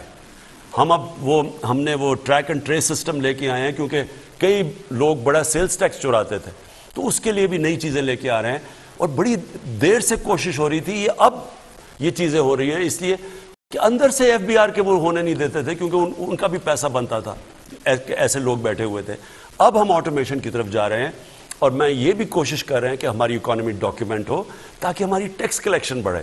اور ہم ان کے لوگوں کے بھی پیچھے جانے لگے ہیں. میں یہ بھی آپ کو کہہ دوں کہ جو بڑے بڑے گھروں میں رہتے ہیں، بڑی بڑی گاڑیاں چلاتے ہیں اور وہ ٹیکس زیرو دیتے ہیں، ان کو میں آج کہنے لگا ہوں کہ ہمارے پاس اب ساری آپ کی ڈیٹیلز آنی شروع ہو گئی ہیں، میرے پاس آنی شروع ہو گئی ہیں ڈیٹیلز، اور ہم آپ کو ایک دفعہ موقع دیں گے کہ آپ اس معاشرے کا حصہ ہیں، اس معاشرے کے اوپر ساری فیسلٹیز کا فائدہ اٹھا رہے ہیں، کنٹریبیوٹ نہیں کر رہے ہیں. امریکہ کے اندر اگر آپ پکڑے جائیں ٹیکس نہ دیتے ہوئے سیدھا جیل میں جاتے ہیں، کوئی بیل نہیں ہے. ہم نے ابھی تک کیوں بدقسمتی سے کوئی ہم نے ٹیکس کے اوپر اس طرح کی کارروائی نہیں کی، جس کی وجہ سے آج یہ حال ہے کہ ہندوستان تقریباً ہمارے سے دگنا ٹیکس اکٹھا کرتا ہے، یعنی ان کی tax G D P ratio ہمارے سے دگنی ہے. تو ہم نے اگر آگے بڑھنا ہے تو ہر شہری کو ٹیکس دینا پڑے گا، تاکہ ہم ان کے ٹیکس سے اپنے لوگوں کو غربت سے نکالیں. جی السلام علیکم جناب. جی کون صاحب بات کیجیے. میں محمد شہزاد بول رہا ہوں بہاولپور سے. جی شہزاد بولیں. جی السلام علیکم. جی محمد شہزاد بول رہا ہوں. وزیر اعظم صاحب میں لکی ہوں کہ میں اپنے وزیر اعظم پاکستان سے مخاطب ہوں، اور جناب والا 1 گھنٹے سے میں کال کرنے کی کوشش کر رہا تھا. آپ کی شہرت اور آپ کی ماشاءاللہ ممتاز ہے، لیکن میرا آجزانہ سوال یہ ہے کہ ہمارے بچوں کے مستقبل کے بارے میں آپ کیا ضمانت دے سکتے ہیں؟ کیونکہ جنہیں عدالتوں نے کرپٹ ڈکلیئر کر دیا تھا وہ اب واپس آ رہے ہیں. میری مراد نواز شریف اور زرداری صاحبان سے ہے. اور دوسری بات یہ ہے کہ مجھ ایسا ایک شخص جو تعلیمی حق رکھتا ہے تعلیم کا بنیادی حق رکھتا ہے بچوں کے لیے, ہم تو اپنے بچوں کو بیرون ممالک نہیں بھیج سکتے. تو مہنگائی کی وجہ سے خدارہ قابل عمل حقیقی ایجنڈے کے بارے میں ہم آگاہ کیجیے پلیز. وزیر اعظم ایک اور کالر لے لیتے پھر اکٹھا آپ جواب دے دیجیے. جی ہمارے ساتھ ہیں کون؟ السلام علیکم. اچھا جی وزیر اعظم صاحب پہلے آپ جواب دے دیں. دیکھیں میں سب سے پہلے تو اس میں کوئی شک نہیں کہ یہ جو تعلیم ہے ہم اس کے اوپر ہم نے کبھی بھی اتنا پیسہ نہیں خرچ کیا جو کرنا چاہیے تھا, اور تعلیم کے بغیر تو کوئی معاشرہ آگے بڑھ نہیں سکتا. ہم پوری کوششیں کر رہے ہیں. ہم نے سب سے پہلے تو پاکستان کی تاریخ میں سب سے زیادہ ہم نے اب نچلے طبقے کو اسکالرشپس دی ہیں ہماری, اور وہ میں خود اپنے پرائم منسٹر آفس سے اب یہ ساری اسکالرشپس میں انشاءاللہ چند دنوں کے اندر وہ اناؤنس کروں گا. تقریباً 60 لاکھ اسکالرشپس ہیں, اور یہ میں سارا سینٹرلائز کر رہا ہوں اور دیکھ رہا ہوں کہ یہ میرٹ پہ دیے جائیں گی, اور مقصد ہی یہ ہے کہ وہ جو ہمارا طبقہ اعلیٰ تعلیم نہیں حاصل کر سکتا ان کے لیے اسکالرشپس دیے جائیں. 47 ارب روپیہ ٹوٹل ان اسکالرشپس پہ ہے جو ہم خرچ کر رہے ہیں. اور ہم نے ایک اور کام کیا. دیکھیں ہمارے 3 سسٹم چلے گئے تعلیم کے. ایلیٹ کے لیے وہ انگریزوں کا بنایا ہوا سسٹم تھا جو تھوڑے سے لوگوں کے لیے انہوں نے اپنی نوکری اپنی ہندوستان پہ حکومت کرنے کے لیے جو انگلش میڈیم ایجوکیشن بنایا تھا وہ اوپر کے امیر لوگوں کے لیے ہے. اس کے بعد ہے عام لوگوں کے لیے اردو میڈیم, اور پھر ایک دینی مدرسے, ایک اور سسٹم چل رہا ہے. کہیں بھی دنیا میں 3 قسم کے سلیبس ایک ملک میں نہیں چلتے. لہٰذا ہم نے یہ پہلی دفعہ بڑی مشاورت کے بعد, اور اس میں بھی ابھی ہمیں اس کے اصلاحات کرتے رہیں گے, امپروو کرتے رہیں گے, ایک سلیبس لے کے آئے ہیں سارے ملک میں کلاس 5 تک. یہ بڑی دیر لگی ہے, اور یہ میں اس لیے کہہ رہا ہوں مشکل کام ہے کیونکہ 74 سالوں میں ایک غلط سسٹم پھیل چکا ہے جس میں عام آدمی کو موقع ہی نہیں ہے اوپر آنے کا.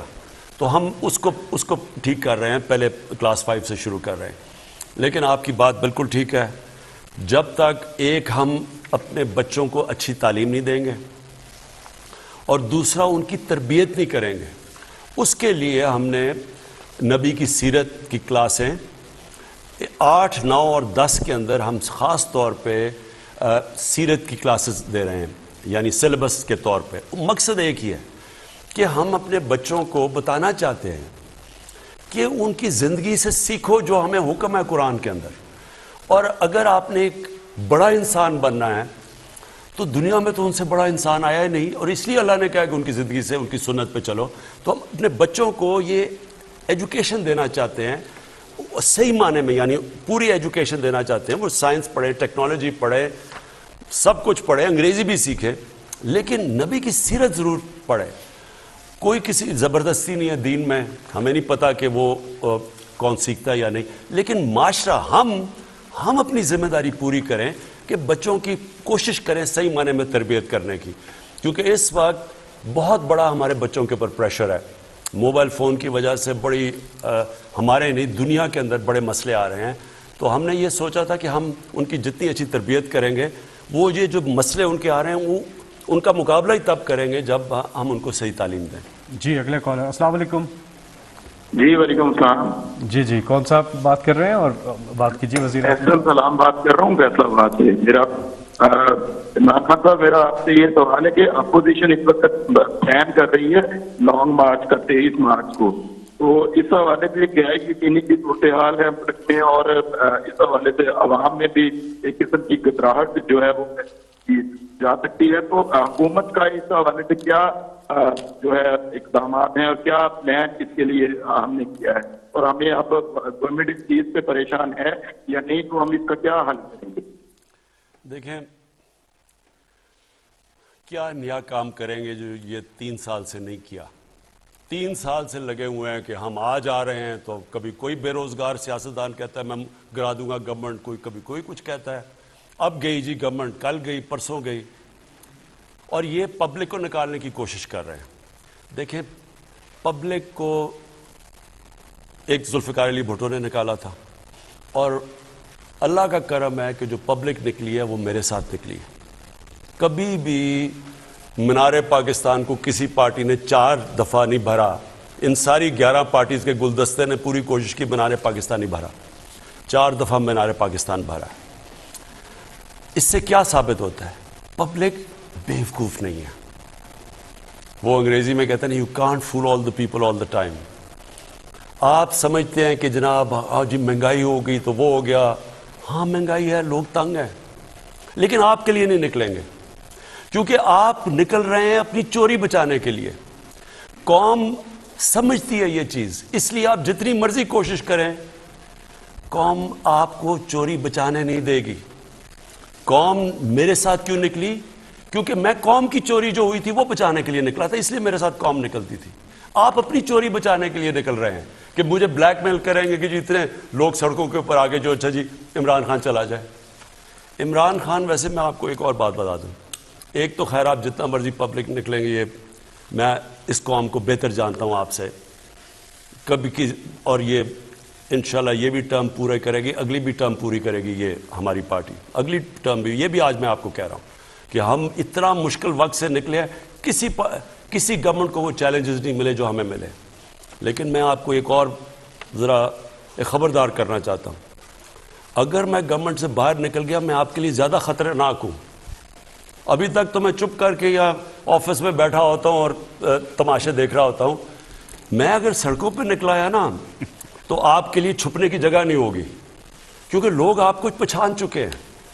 اور جو آپ نے اس ملک کے ساتھ 30 سالوں میں کیا ہے, 35 سالوں میں سب نے مل کے, آپ یہ سمجھ جائیں کہ یہ جو لاوا نیچے پک رہا ہے یہ لوگوں کو صرف آپ کی طرف دکھانا ہے, سڑکوں پہ نکلنا ہے, اور آپ دیکھیں گے کہ آپ ساروں کو پھر کوئی لندن بھاگ رہا ہوگا اور کوئی وہ آگے باقی لندن بھاگے ہوئے باقی بھی ادھر جا رہے ہوں گے. وہ کہتے ہیں جی وہ لندن سے آج آ جائے گا, کل آ جائے گا. ہم دعا کرتے ہیں کسی طرح وہ واپس آ جائے. وہ واپس نہیں آنے لگا. وہ اس کو پیسے سے پیار ہے. جو پیسے کی پوجا کرتا ہے وہ کبھی بھی وہ پیسے کو گوانا نہیں چاہتا. وہ وہاں بیٹھا رہے گا, ہاں جی آج ڈیل ہو گئی, کل ڈیل ہو گئی, پرسوں ڈیل ہو گئی, یہاں سے شوشے چھوڑتا رہے گا کہ پارٹی انٹیکٹ رہے. نہیں تو اگر ان کو یہ پتا چل جائے کہ اس نے واپس نہیں آنا تو پارٹی تو آگے ٹوٹنے کے لیے تیار ہے. یہ وہ لوگ ہیں جن کا ٹائم ختم ہو چکا ہے. میں یہاں پھر سے آپ سب کے سامنے کہہ رہا ہوں کہ ان لوگوں کا جو انہوں نے پاکستان سے کیا ہے, یہ سمجھ جائیں کہ یہ ملک ان کو معاف نہیں کرنے لگا. جو آپ نے اس ملک کو لوٹ کے, کہیں دنیا کے اندر یہ ہے, مجھے کوئی بنانا ریپبلک بتا دے کہ وہاں ان کی حکومت ہوتے ہوئے سارے باہر بھاگ گئے. میں تو آیا 2018 میں, 2017 میں سارے باہر بھاگ گئے. کوئی کہیں یہ سنا ہے کہ 3 دفعہ پرائم منسٹر کہے جی کہ میرے بیٹوں سے پاکستان کے شہری نہیں, اربوں روپے کی پراپرٹیز میں ہیں جی, ان سے جا کے پوچھیں, مجھے تو پتہ ہی نہیں پیسہ کدھر سے ہے. اور وہ جی وہ تو پاکستان کے وہ کہتے ہیں ہم شہری نہیں ہیں پاکستان کے. سارا ٹبر وہاں باہر بھاگا ہوا ہوتا ہے. بڑے بڑے کوئی پولو کھیل رہے ہیں وہاں جا کے, جو کہ رائل فیملی نہیں اتنا, برطانیہ کی رائل فیملی اتنا پیسہ نہیں خرچ کر سکتی. کوئی بینٹلی میں پھر رہا ہے, کوئی رولز رائس میں پھر رہا ہے. کدھر سے آیا ہے پیسہ؟ اور ہاں ہم جی پاکستان آئیں گے. میں تو انتظار کر رہا ہوں آپ پاکستان آئیں, پلیز پاکستان آ جائیں. وزیر اعظم صاحب, اگر آپ کی اجازت ہو تو آج کی نشست کا اختتام کرتے ہیں.